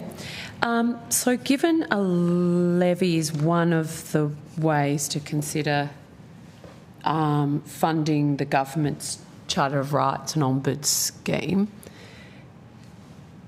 have the airlines provided the department with advice around how much they'd be prepared to pay?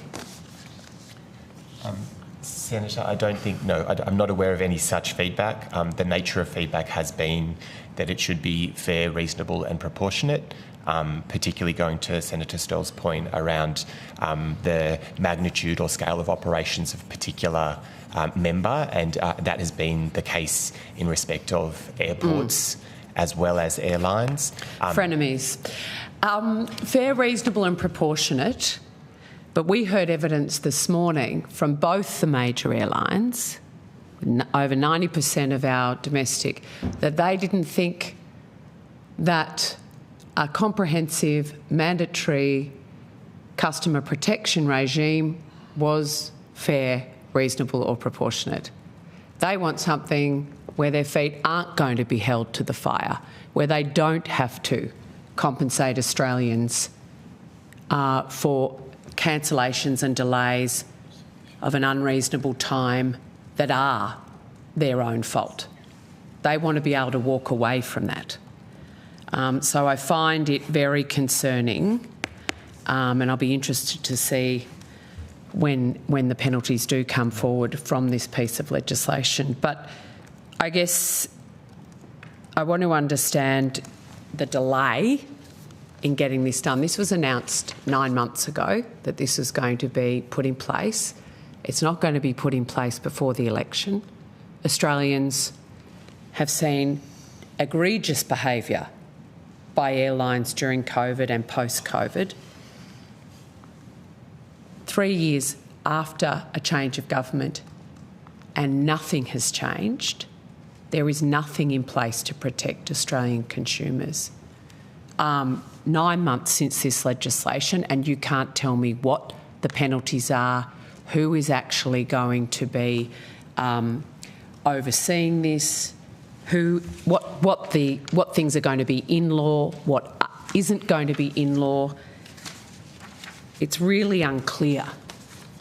9 months after the announcement about what is actually the government's plan to ensure that Australian travellers are protected from gorillas in the aviation sector such as QANTAS.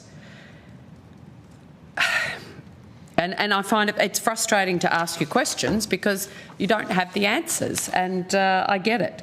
So I just want one question I wanted to go to was the bill before us, the Coalition's pay on delay bill, applies to all flights within Australia, whether that is from an international carrier or a domestic carrier. Whereas my understanding of the Charter's coverage from the government is that that remains unclear. So I want to understand, will international airlines be forced to comply with the Labor Party's Charter of Rights Ombuds scheme or not? Or will it only be domestic airlines? Mr Wood?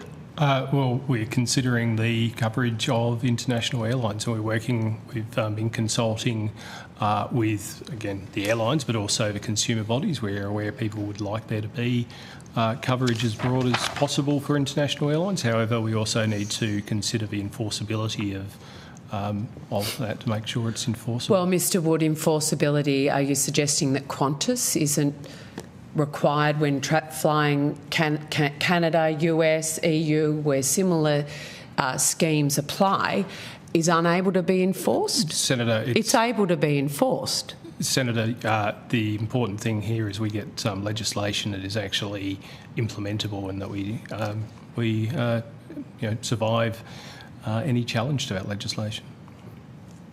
But you've, in your comments and submission, noted that obligations on foreign carriers must align with your bilateral air agreements. Is there a conflict with ensuring Australian consumers are protected over protecting the interests of international airlines? Well, I don't think there's any conflict with, and I might pass to others who may have more detail on the coverage in the Charter. We obviously have over 100 bilateral air services agreements, so we'd need to consider each of those. We need to ensure that we're meeting our, we can enforce our, I guess the point I'm making is difficult to enforce Australian domestic law overseas. But it's not difficult to enforce Australian domestic law on international companies when operating within this jurisdiction, which was my question, Mr Wood. Yeah. I'm not expecting Australian customers, travellers, to be protected by a consumer protection regime in Vietnam. I'm expecting them to be protected here, irrespective of whether they're flying on a domestic carrier or an international carrier. And you can't give me that confidence. Senator, if I may provide some broader context. You're always so helpful, Mr Maher. Thank you, Senator. So the white paper referred to the Ombuds scheme covering domestic and international airlines operating in Australia and to Australian airports. I think the question that we are, or the segment that we are talking about, or that's been questioned in respect of how it would operate with international obligations, is in respect of international flights arriving in Australia. Yes. Departing flights, I think there is a common regulation of departing international flights. What we're also currently looking at, Senator, is the regulation of Australian-based carriers. Australia, because of the flag, where a carrier is regulated within the jurisdiction's entity, then that jurisdiction, Australia, can regulate that the operations of that character overseas. So we just need to work through the question, and we have had feedback from some stakeholders in respect of international flights departing Australia and how that would work in respect of the Chicago Convention and limiting regulation to operations that occur within the jurisdiction, so within Australia's jurisdiction. Yeah. So I think, to summarise, Senator, for Australian international airlines, yep, we've absolutely got power there. For flights departing from Australia, it's quite clear. Flights arriving into Australia, it's a little bit more complex. And I think the additional part there is if you're flying, for example, through to London via an intermediate point, the point between Australia and the intermediate point, Singapore or Dubai or wherever, is one aspect, but the second part of that leg becomes much more complex again. Is there a reason the government's not considering the protection of minors in a consumer protection regime? Senator, I wouldn't say the government isn't considering. I would say that it didn't feature on the face of the principles in the draft charter. Nice recovery there. I'm sure the government will be very happy with that answer. Do you have any feedback around providing refunds in a timely manner? What would you see as a timely manner? What's the definition of a timely manner? Mr Webber. Senator, in the draft charter consultation paper, we refer to 14 days. 14 days. And in terms of compensation for lost or damaged baggage, what is, I need to understand what your definition of an unreasonable delay is. Unreasonable delay? I think we talk about over 3 hours. over 3 hours. And will that definition be specific in the legislation? I'll pass to my colleagues that are dealing with the legislation. Mr. Maher? That's something that would need to be worked through, but certainly there has been consistent feedback that specificity within the obligations would be useful. Okay, thank you. Right, thank you very much, so officers. Thank you very much. We'll see you next week. Hey, can't wait. Mr. Maher, I'm sorry for your demotion, going from dealing with truckies to the aviation industry, but anyway, we miss you. That now concludes today's hearing. Thank you to Taz and your team, to our witnesses, of course Hansard and Broadcasting. Nothing was taken on notice, so we don't have to worry about questions coming back. There will be questions on notice. Questions on notice, and what we did do, I better make it official. What day was it? Thanks, mate. Close of business Wednesday the 19th of March. All right, the committee now stands adjourned. Thank you.